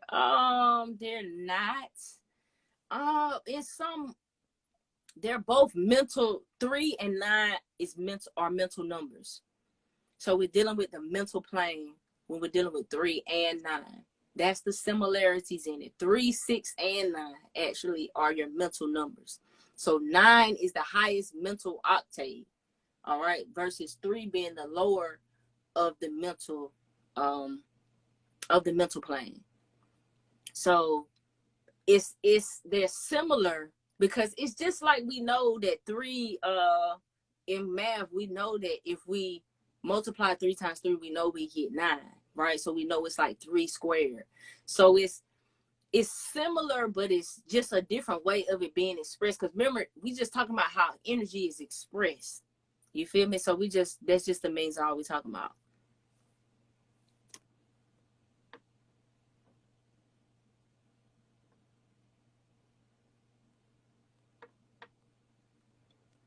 So let's see.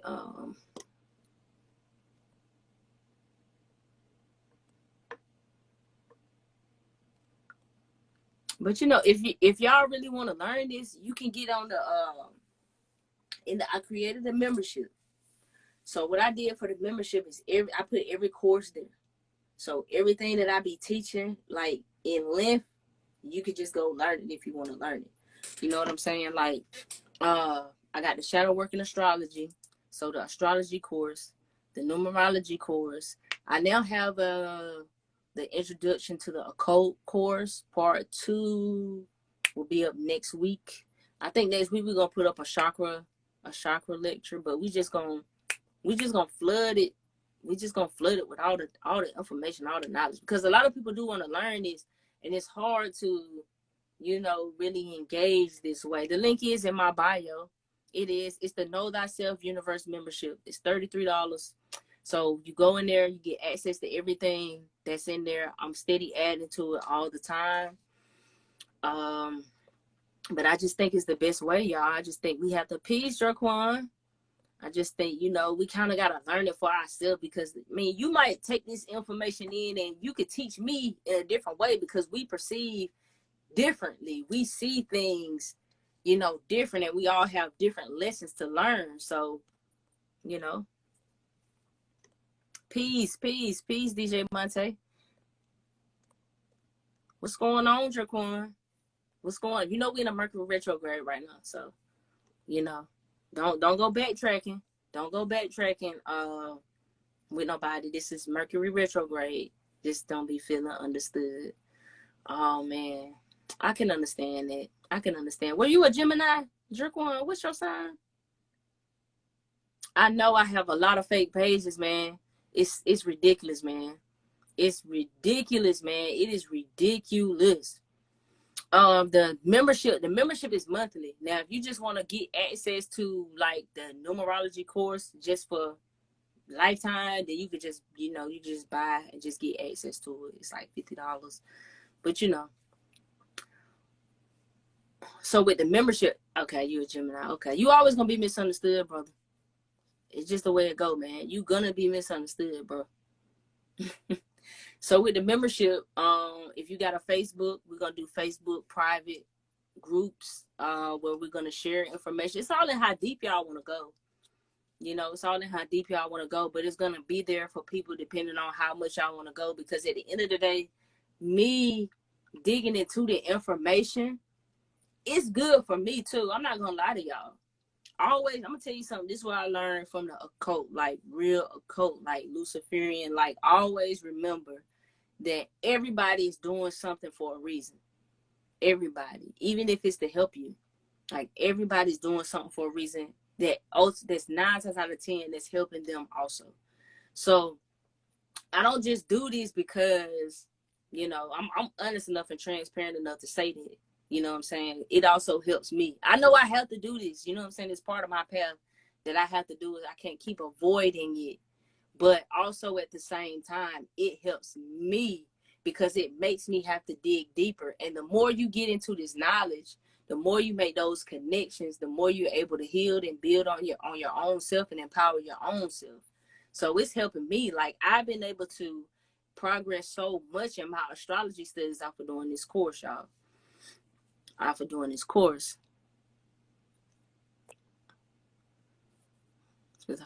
Well, I mean, bro, you got to think about it. Everybody learns something, bro. Like, people, like, everything you do, somebody had to learn everything that they do, bro, and they get paid for it, no matter what it is. We just live in a society that's set like that. See, to me, that's how I stay grounded.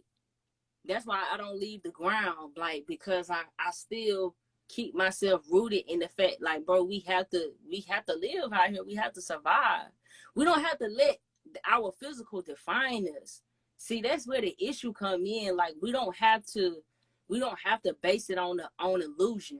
You feel me? Like, we don't have to feel like, oh, if a person ain't driving a foreign car or something like that they're not successful.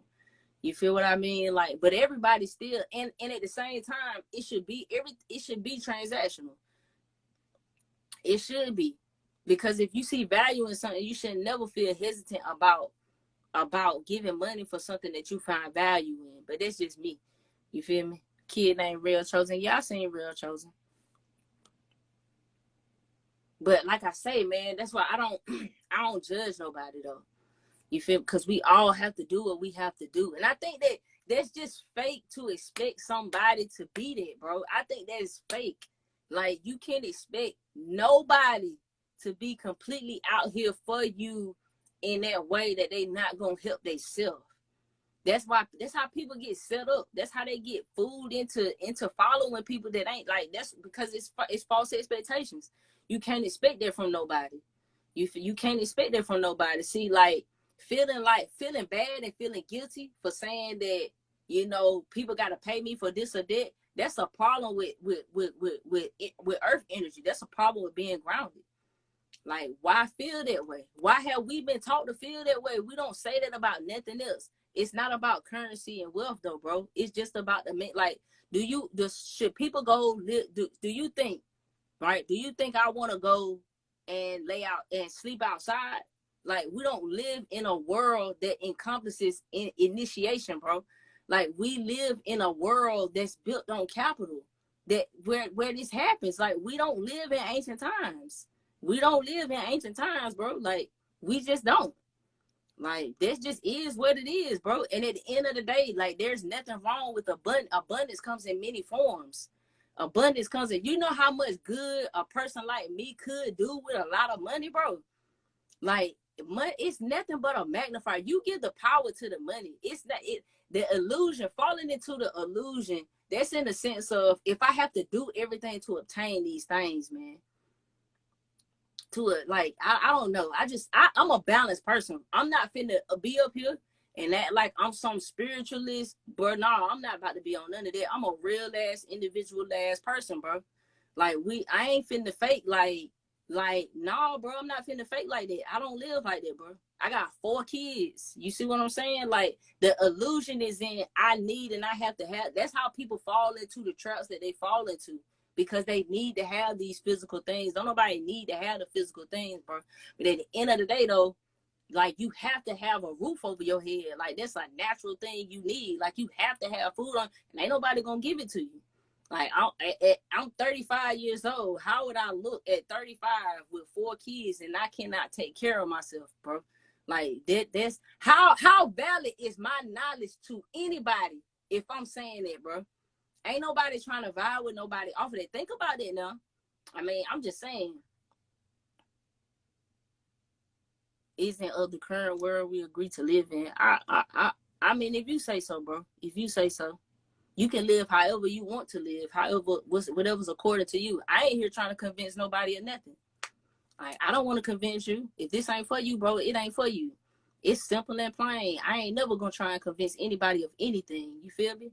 It's most definitely all love. If you feel that way, if you feel that way, bro. But nah, I don't feel that way. I most certainly don't feel that way because the whole world is run off of the knowledge that I'm sharing. See, you may not be able to see it as nothing useful. You may not, but there's a lot of people that can see and understand how powerful it is. It just might not be for you, and that's cool. That's cool. Everything not for everybody. You get what I'm saying? But you ain't never finna hear me tell nobody to be broke and not take care of what you have to take care of. I'm not finna do that. So whatever's for you is for you. You feel me? And everything isn't for everybody, everything to be believed in either. It's not for that. Different people, different things, different strokes for different folks. You gotta understand people go through different things and it's different solutions for different problems. So, it's all in how you see that. It's all in how you see that. Cause people do love to say that, man. But I mean, you're not gonna do anything without somebody being paid to learn what they learn, even to teach you. Like that doesn't happen in this world. That ain't the world we live in. Like I never said that it was. I never said that it was, bro. I got to pay rent, bro. I got to feed my kids. You see what I'm saying? But what the majority sees is manipulated. Peace. What's going on? You want to book a set? Yeah, you got to hit me up. It's been a minute, bro. We got the link. We got a link. Iron Carolina 803. Yeah, we are off topic. We are off topic. We are off topic. How you know you're on the right path? That's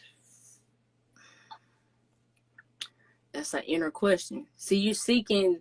I don't want to be in that position because I can't validate what that is for you. Because I don't know what your path is. Like, really, only you know. I can bullshit you and I can lie. I mean, I can say things and I can pull you along because I have enough knowledge to do that. But I'm not going to bullshit you. Like, it really has to do with you. It really has to do with you. You feel me? Like, because all I can say things that may can help you, that may validate some things about you, but it's about your own inner connection. You got to sit down and you got to meditate, and you have to slow it all down, and you have to stop and you have to just breathe, and you just got to get back to that source of yourself. You feel me? I don't know how self-healing though ain't valid for this work, how ain't valid for the time we live in, bro. You really kind of threw me with it. I'm not gonna lie, you kind of threw me with that one. Yeah, I agree, cool cat. Your intuition will tell you. And if you struggle with understanding what your intuition is, then that's where you gotta work at. That's where you gotta work at. For different people, it works different ways. Like you gotta really be aware so you can peep your own patterns. For some people it's in their body. For some people they feel it in their body. They might, their body may react a certain way. It's different things for different people.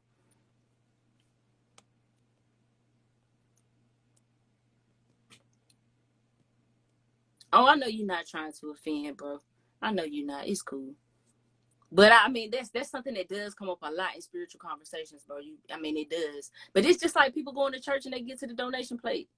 Like it's kind of like the same thing. So that's why I do try to provide a tangible means to people who pay me for stuff. You feel me? Like I have books, like when people do a session, that's why I say I don't do readings.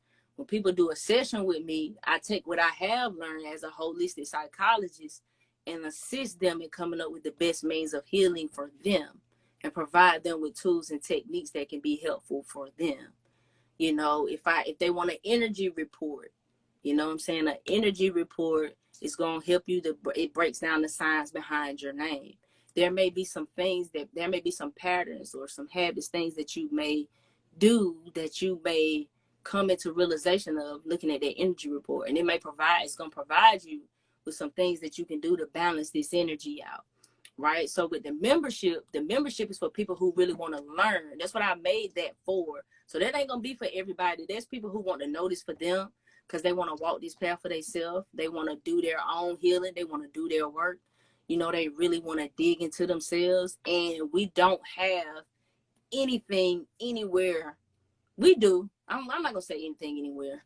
But we don't have anything that's like free based. Everything is very much based on a specific system in a specific way. And I'm not saying that's bad. For some people that works, but for some people it doesn't. For me, it did not work. And there may be people that's like me and that doesn't work for them.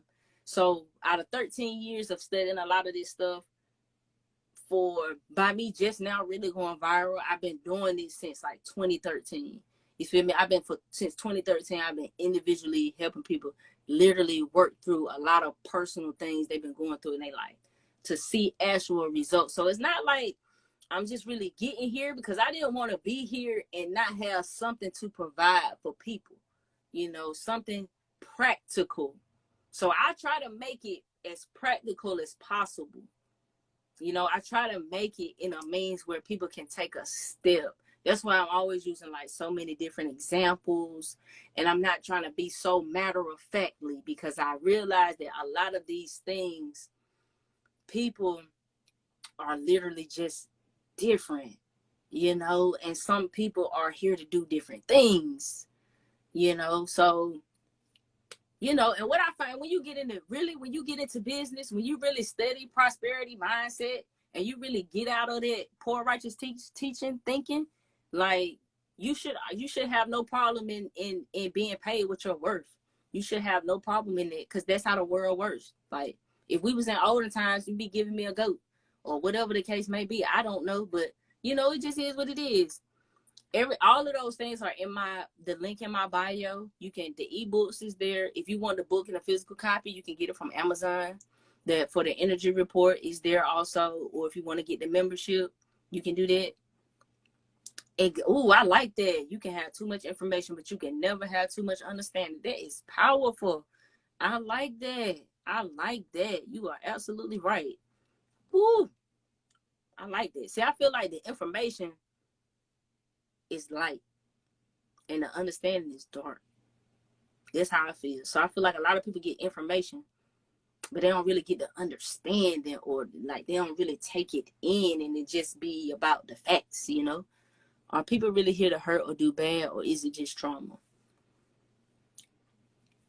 Loaded question. Some people are going to be in your life to play the role of the villain. And the villain's role is to bring adversity to your life, because the adversity is to build your character. And when we see things in people, right, they are to teach us about ourselves. So I wouldn't say that they are just here to hurt or do bad. They are here to be who they are. And in terms of them being who they are, sometimes depending on the position or whatever that we are in interaction with them, causes people to be hurt. So you have to ask yourself, where's the hurt stemming from? You know, are you disappointed? Did you have a different set of expectations? Did they not live up to their expectations? You know, did you place your trust in somebody who betrayed you? You know, you kind of have to kind of look into it. I mean, because even in the sense of if it's trauma that you're working through, right? Then in a sense, you're still working through that energy that has to be healed through lessons that you may be learning from that individual.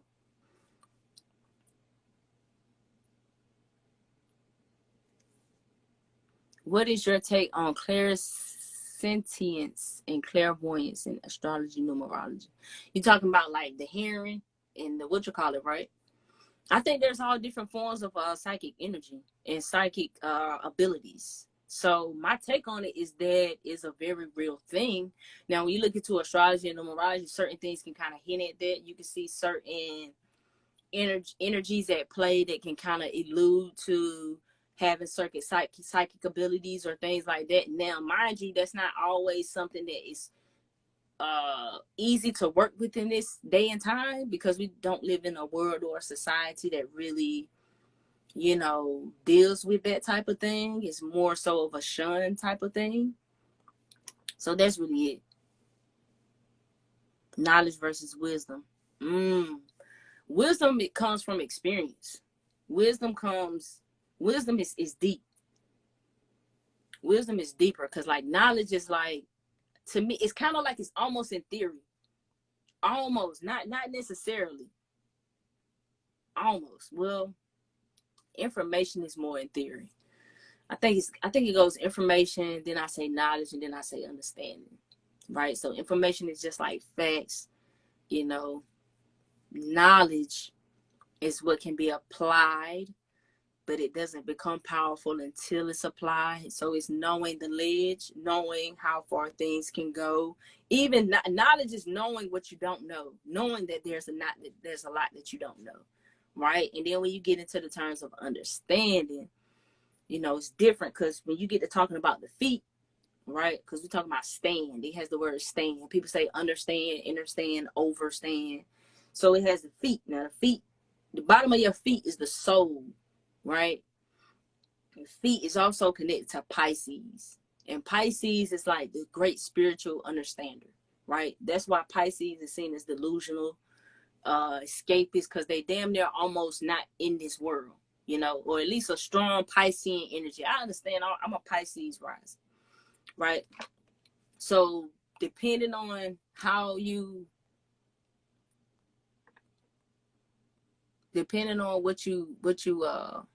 what you see, like I said, you can see those things in the chart. Oh, you say it look like I'm hearing more from the unnecessary question. Not really. I'm just kind of trying to engage, because I don't really have like a set thing I'm talking about. So I'm kind of relying back to the comments. So I wouldn't really say that, And I don't really want to always kind of run from the people who are that way. You know what I'm saying? They're free to disagree. That's cool. I'm not trying to convince them. If they ask me, it is what it is. But some of the rarest crystals. Okay, Departures 1962 says his Instagram, or their Instagram, has some rare crystals. So for people who are into that, you want to focus on good, and it'll only get better. Absolutely. Absolutely. Absolutely. That's how it goes. Peace, Queenie QT. Liz Blaze, hi. See a lot of people still jumping in. I appreciate y'all for coming in. Pain is knowledge. Are destroyed from a lack of knowledge. Yeah, I would agree with that. People are destroyed from a lack of knowledge. Knowledge is the unknown, for real. Be lie, even knowing. Well, yeah, I found, okay, so when it comes to that, you're absolutely right when you're saying believe in the lie in it and knowing. So, but it's power in it. You have to understand the power of belief, right? So when we're manifesting and when we're talking about what we're bringing into, it kind of falls under a belief, right? Because it's not physically there. So you're lying to your vision is here, right? Because you see it in your other vision, but you can't see that in the physical. So if I say I'm rich, I'm wealthy, I'm abundant, I'm not saying that based off of looking at my bank account. I'm saying that based off of my understanding of what I see from my spiritual eye, right? So, in a sense, you always have to know. You have to know it's different when you know. But your beliefs like shape the world. So shape your world that you create. So it's about bending. It's kind of like bending it. It's bending the spoon. It's bending the spoon, because there is no spoon, right? So it's like when you are peering into, how can I explain this to you? It's more like what it is that you are, because you're piercing through time, space and time when you're manifesting, right? Or because thoughts travel, right? So the point of it is like everything that you believe has to deal with what data you are allowed to receive into your reality. So you don't want to live like based off of your beliefs in that sense, because I know what you mean.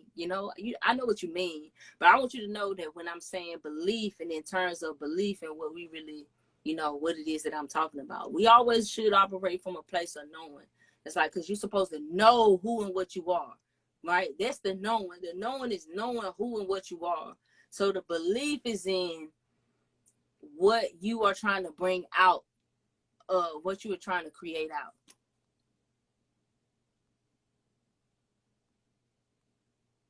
Rich in love, yeah. That's my wealth. My wealth, honestly, is in love.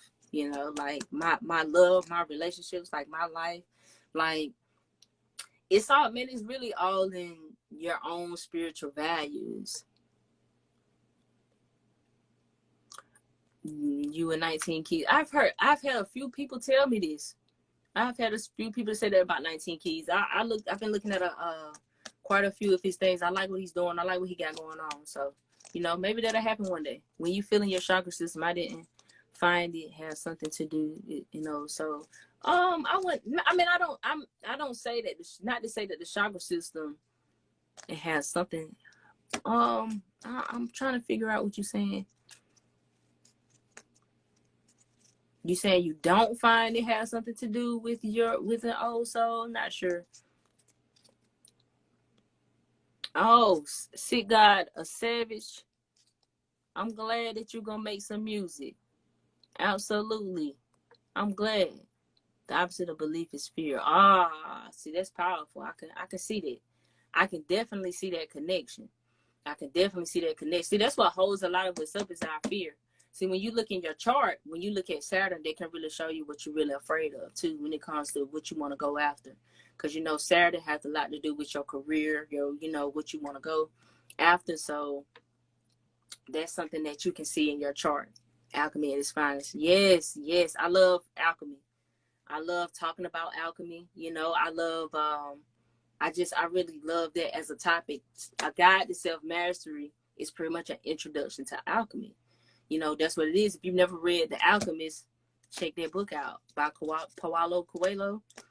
So I absolutely love looking into everything dealing with alchemy, transformation, transmutation. With what you have to keep growing, learning, researching, studying. If not, absolutely. And so when you study, right, the more you study this metaphysical and spiritual information, right, the more you are going to live. And as you live, and as you incorporate those things that you learn, or when you apply those things that you learn, you become experienced in what you do, therefore gaining wisdom. So when you learn what you learn, you're going to know based off of your doing, because this has been evident to what you have done. So nothing can be more solidified in what you know than your experience. Can't nobody tell you what you experienced. Now, somebody else's experience may have been different. They may have went through something serious. They may have processed it a different way, but can't nobody tell you that. Okay. But I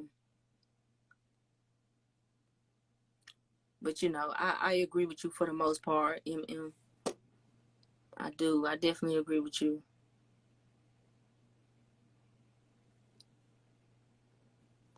My bad, I said your name wrong. How I say it, I just be looking, man. I just be glancing. Capricorn. Capricorn. Y'all get a bad rep, man, but it's because y'all the goats, though. Like, the goat, it's a reason that you got Christmas, it's the winter solstice and all of that. So the Capricorn energy, the thing about Capricorns, they're always seen as cold and immoral sometimes, or lacking to make the connection with people. But what I find about Capricorn is, what you have to realize is, if you look at the glyph of a Capricorn, it's a goat, but it's also like part fish. So the Capricorn, as much as they are like tough exterior, they have a very deep, deep, deep, deep, deep, deep, deep emotional pit that they bury everything emotional, until eventually one day it all come out. It all come out eventually. But that's their thing. The Capricorn, when it comes to their shadow, they bury that emotion so deep, bury their dreams, bury all of it, because they're too busy being serious, being an adult, doing what they supposed to do. And then they're going to wake up one day and going to realize they didn't chase their dreams. And see, sometimes those dreams, when you keep them in the basement, they might turn into some nightmares. So it might come out, their vision might be gone, and they might be more tyrannical. That's the shadow of the Capricorn. But the Capricorn is naturally the authority. So the Capricorn always knows how to rise up. That's why, the goats always going to the top of the mountain. Capricorns just know how to rise up.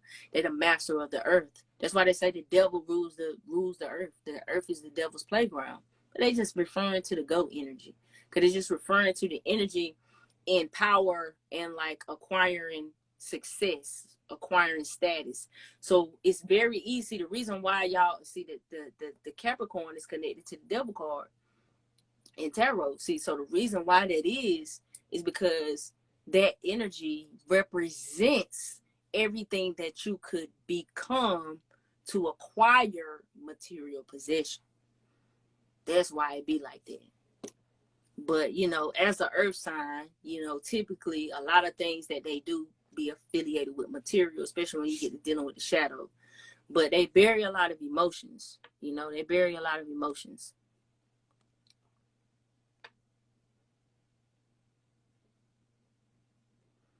Aries. So Aries, y'all are the so we know Aries is the first sign in the zodiac, right? So therefore, it's self-awareness is a big lesson for Aries. Contrary to popular belief, a lot of them lack self-awareness. And it's because they're the first sign out of the zodiac. So if you think about when you first into the dream, you don't know you're in the dream. So the Aries has lessons around self-awareness. So when it comes to Aries, and they can be volatile, as people say, they like to throw tantrums. So you watch them as a child, they'll throw a regular child tantrum. So when they become adults, they throw adult tantrums. It's different types of tantrums. The tantrums don't look the same. It's not going to look like they did as a kid, but they're going to throw a tantrum to try to get their way, because that's typically what an Aries does. Now, all your fire signs are big on myth. Everything is bigger than everything to your fire sign. So everything that happens to them is a myth. So Aries is like the knight in shining armor.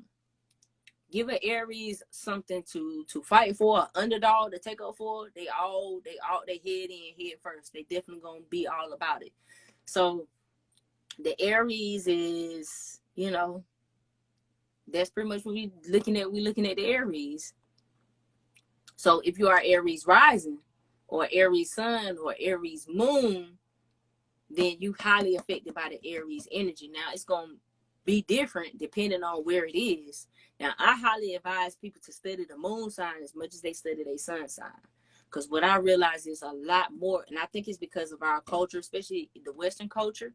I think it's because we're sun, like literally based off sun worship. So it's more emphasis on the sun, it's more emphasis on the light, versus when you're dealing with the moon energy, you're dealing with the darkness. You're dealing with the dark side. That's why moon, most times you see Islam has a connection to the moon.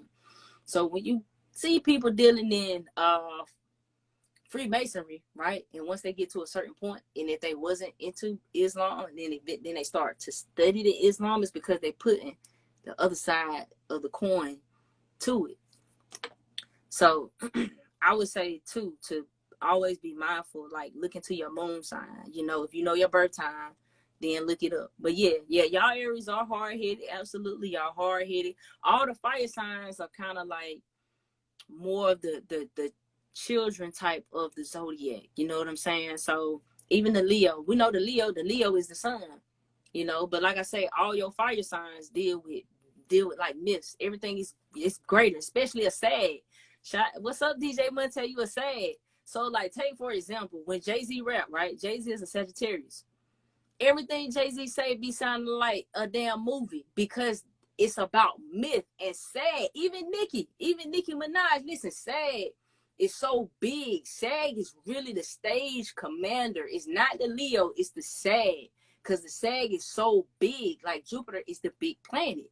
All right. Remember, Jupiter is king of the gods. So the Sag energy is really the grandstand when you get to talking about everything being blowed up or being done big.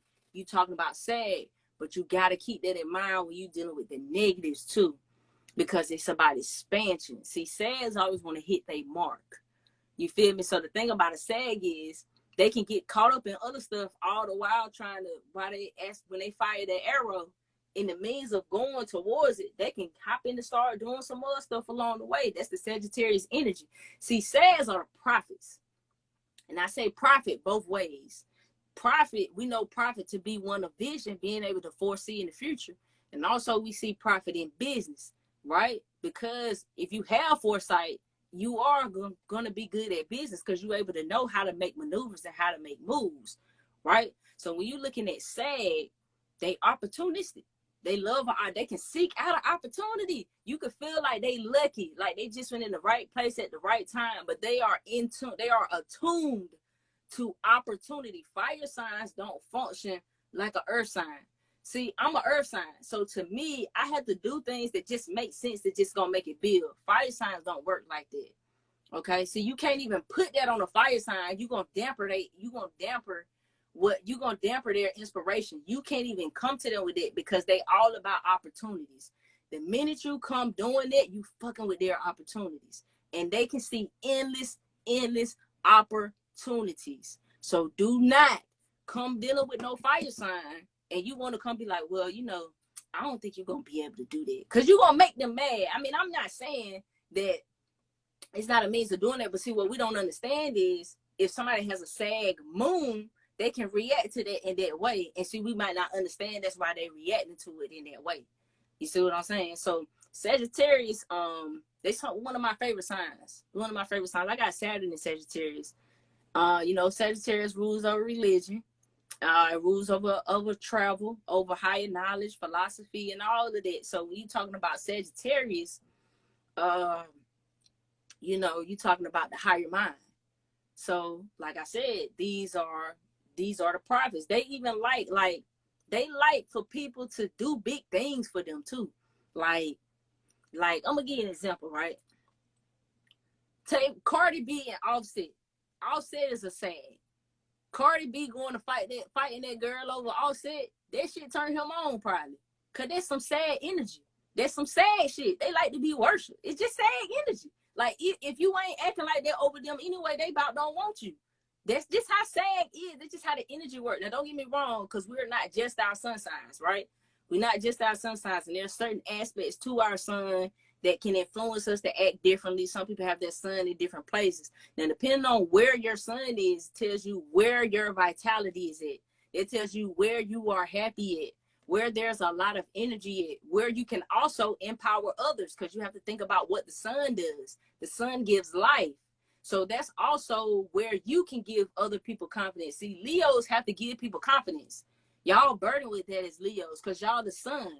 Everything revolves around y'all. So when y'all don't give people their credit, or when y'all don't do that, it affects the people, because remember, the Leos is like a leader. So they like the leader of their pack. So the people that's rocking with them, if they not constantly like delegating or being a leader, being kingly, then there's gonna be an issue when it comes to that Leo, because that's how that energy gotta operate too. Because that's where the energy is. So, but like I say, the fire signs live in a fantasy. They live in fantasy world. So when you come messing with their fantasy, they don't like that. But what you have to understand is people operate different ways. It's not your way.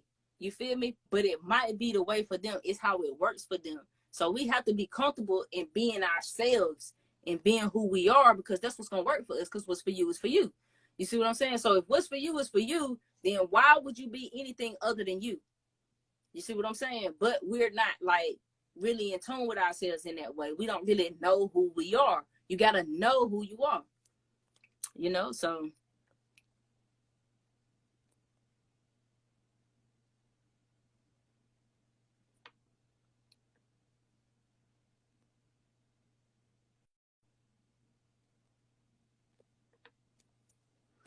Well, it's because it's not like in a bad way. It's like, because you said how we live in a fantasy. Because y'all larger than life. Like, everything is a myth. So, okay, so like I said, so it's like, everything is bigger. You feel me? So it's like, it's just how your energy can come off to other people, how it can be received. You see what I'm saying? So to somebody that's like practical, they would say you lit like that ain't real. Like, think about artists. All right, let's do it like this. Most of the time they say artists are like fire signs. Granted, they'll say Leos are most likely to be performers or whatnot, right? So when we look at artists, right? You know, artists operate a certain way. That's like operating on your own time, doing things in your own way, not wanting to be structured. Sometimes being spontaneous, right? Sometimes like things need, or like just feeling inspired to do something and then just doing it in a means of in that way. It's just how the energy is interpreted from others. You feel what I'm saying? But y'all don't really, it's not that you really in a fantasy. It's just like, because water signs are imagination. You know, so it's like, it's not that you really in a fantasy. It's just that how your whole world just operates. You know what I mean? That's like what I said about y'all appearing to be lucky. It's not that y'all are lucky. You know what I'm saying? It's really dismissive of y'all energy to be like, oh man, they motherfucker, they just lucky. Nah, not really. It's that you so intuitive. You so intuitive that you do things that people don't understand are interconnected. So when you go and so when you do these things and they work out, and people be like, how did that happen? But in your the whole while in your being, you knew that it could happen that way, because you all about the unlimited possibilities. You see what I'm saying? So it's kind of like that. You see what I'm saying? It's kind of like that.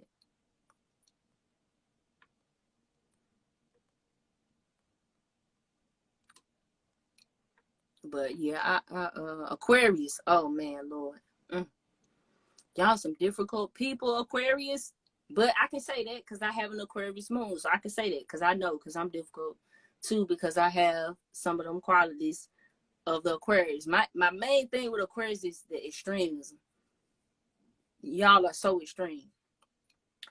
It's like it has to be all the way one way or all the way another way. It's like it's no in between with y'all.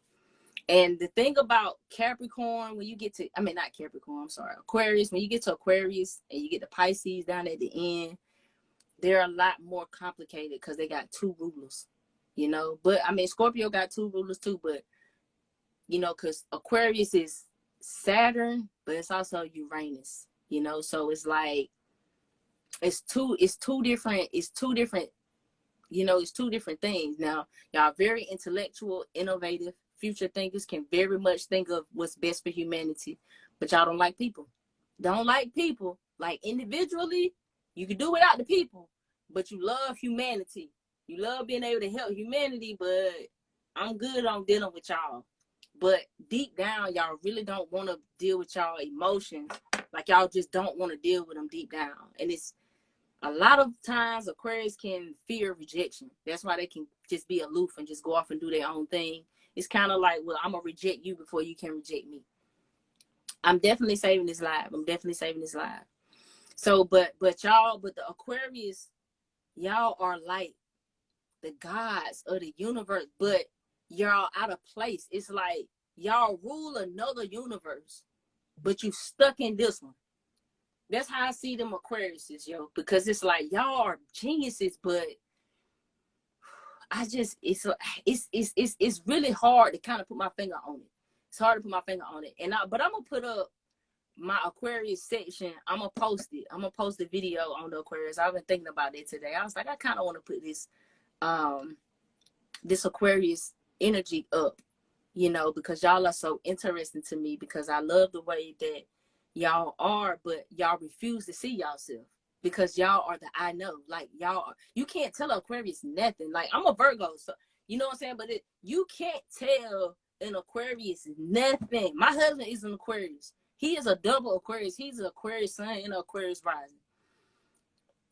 And y'all can't really, it's not really in y'all nature to lie.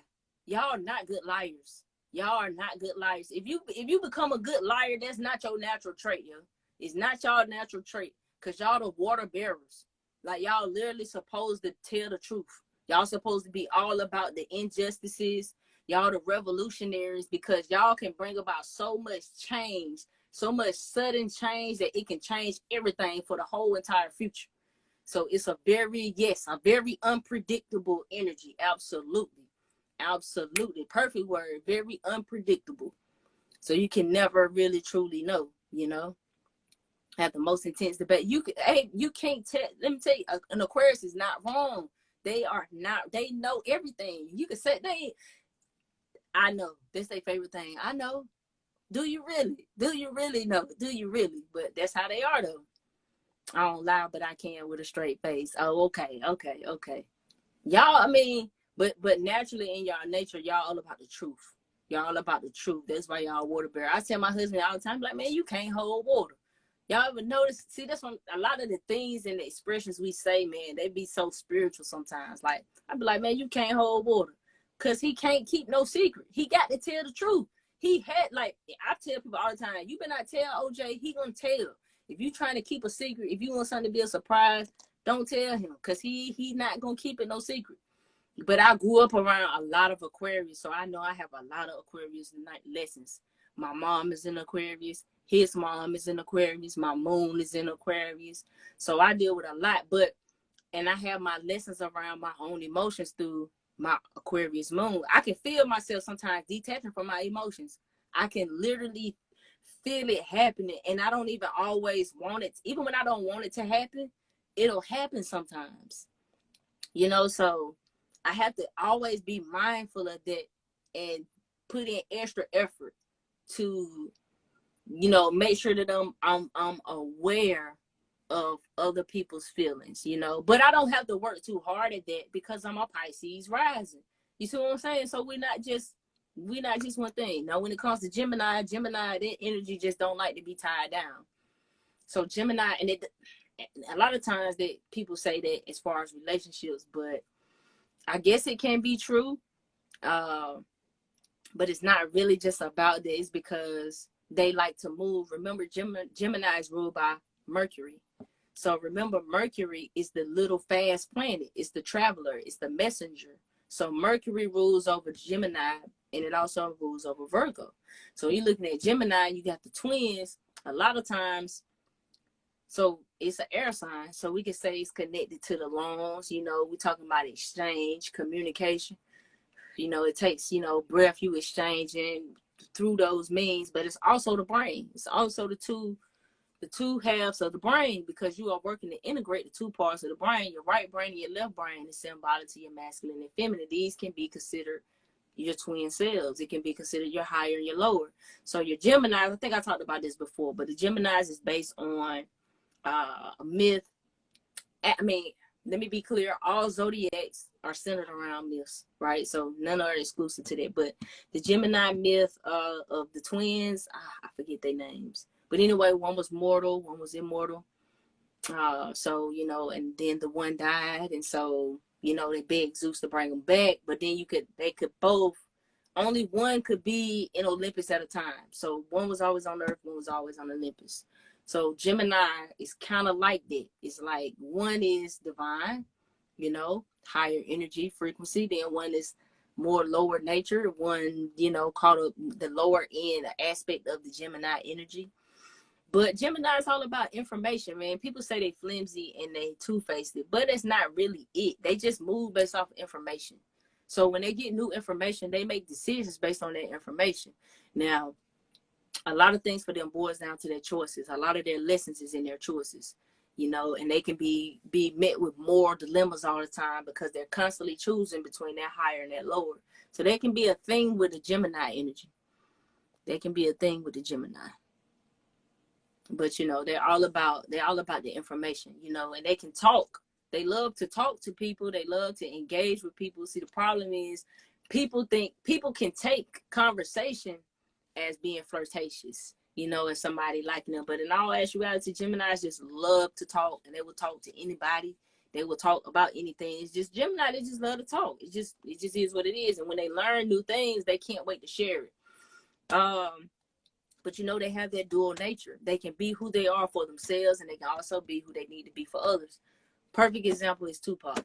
Like, just look at Tupac. We all know Tupac was very much two people. So we can look at Tupac in his earlier years, his more formative years, and you can really see more of his natural nature, how he really truly was. And then you can see his persona, you can see his bravado, you can see the character that he built, that he established in rap, you know, to maintain that image. But Geminis can do that very well. They're very good at mimicking. So, you know, they can pretty much take on whatever type of energy it is that they see.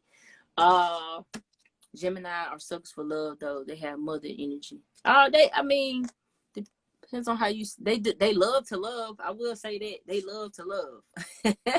They love to love. But the lessons of, but see, every zodiac is teaching you specific types of lessons. So that's why we have 12 houses, and all of our houses are ruled by each one of the zodiac. You know, because it's different things you still have to learn. There just may be specific emphasis on specific things here in this particular life. You know what I mean? Scorpios, they get a bad rep, man, because, you know, they're seen as the bad, but it's because we live in a, you know, Christian, Judeo-Christian society that's pretty much built on duality of a bad guy and a good guy. So some energy has to be something that we kind of look down on or see. It has to kind of wear that. So when we look at the Bible story, you know, when we look at Jesus, Judas is kind of representative of the Scorpio, because the Scorpio death, rebirth, regeneration, transformation, transmutation. So it says death because we're talking about the recycling of old energy, not necessarily dying, so to speak, but it can be of that because it represents the unknown. Now, Scorpio has to do with, you know, it rules over that energy having to do with the hidden secrets. So the occult in itself naturally is kind of connected to Scorpio. So when we're looking at occult, we know the dark side, we know what we are coming out of and what runs the world. That's always going to be seen as the bad. But Scorpios are intense. They naturally, they know secrets. It's like, the thing about a Scorpio is they are introduced to the dark side very early in their life. So they might have seen somebody do something bad or seen the bad side of somebody very end. So they know of the dark side of life, you know, like they're not naive to it because they learned it very early. And they are big on secrets. When it comes to secrets, a Scorpio can sniff out a secret, even when they don't want to. You see, a Scorpio can know shit about you that you don't know about yourself. That's what makes a Scorpio so scary. That's why they're so intense. Because they can get anything out of you, because that's what they are. Like they, you know, they that whole energy, everything affiliated with that energy, with secrets, with things being hidden, falls under the Scorpio. So that's why they say that they'll make good detectives or good psychologists and things like that, because all that deals with the hidden, the unknown, the things that's dark. So we're dealing with those things, you know, that's pretty much a Scorpio energy. It's also other people's money. Scorpios can go out there and get some money now. It's real easy for them to get some money. And that's why, because they're the master of other people's money. Taurus, the bull, they can be possessive, pretty stubborn. Taurus will teach you about your spiritual values. It's, you know, they also get a rep for being materialistic, but they can be in their shadow self, they can be materialistic, and they can become very transactional. What I mean by that is they can want to give away their values if they feel like somebody else got better values. So that's when you see them transactions where, you know, sexual transaction, things like that. That's that type of energy, because Taurus is so affectionate. You know, it's ruled over by Venus. So think about the loving, all of that energy, you know, on the lower end. It's not a coincidence that a lot of Taurian moon women be strippers, because it encompasses a lot of that Taurus energy, you know, all the way down to the transactional, down to the affection, because it's an earth sign. So when earth, you're dealing with physical. The thing about earth signs is, you know, earth signs can be comfortable in their body. So when we dealing with that Taurus energy, because Taurus is about being stable, you know, it's about, they rule the house of values. But like I said, it's also spiritual values. It's not just the money, you know. If you look at Taurus, you know, that's why they're so indulgent, because it's earth. It's like the elements. It's like the elements too. So What else about Taurus? What else about Taurus? Taurus will be a bull for whatever they love. Once their eyes go red, you can't really, ain't nothing you can really do about that. Once their eyes go red, they out for destruction, and they not gonna really stop until it go down. That's a Taurus energy. They really be like a bull, and they will run you over when you get to messing with their values, when you get to bothering with them in that way. So that's that Taurus. And people always say they foodies, they like to eat, but like, it goes back to that Venus energy. So Venus rules over Taurus and Libra. Now Taurus rules over the throat, right? And then we have Venus. We know that Venus is of the arts. So a lot of, Taurus, can have that correlation in dealing with expression, because it's connected to the throat.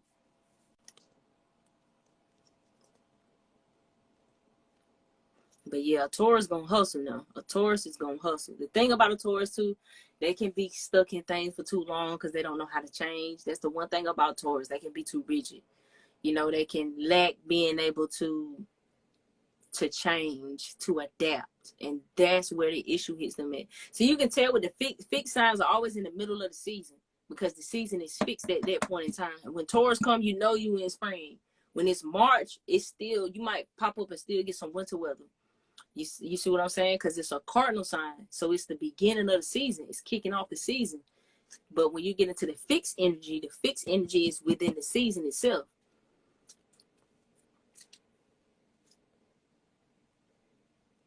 Oh yeah, they definitely have a gift with a voice, the Tauruses. They definitely do. Definitely do.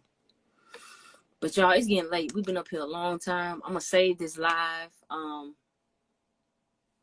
Until next time. I'm kind of burnt out now. I think maybe I can go to sleep.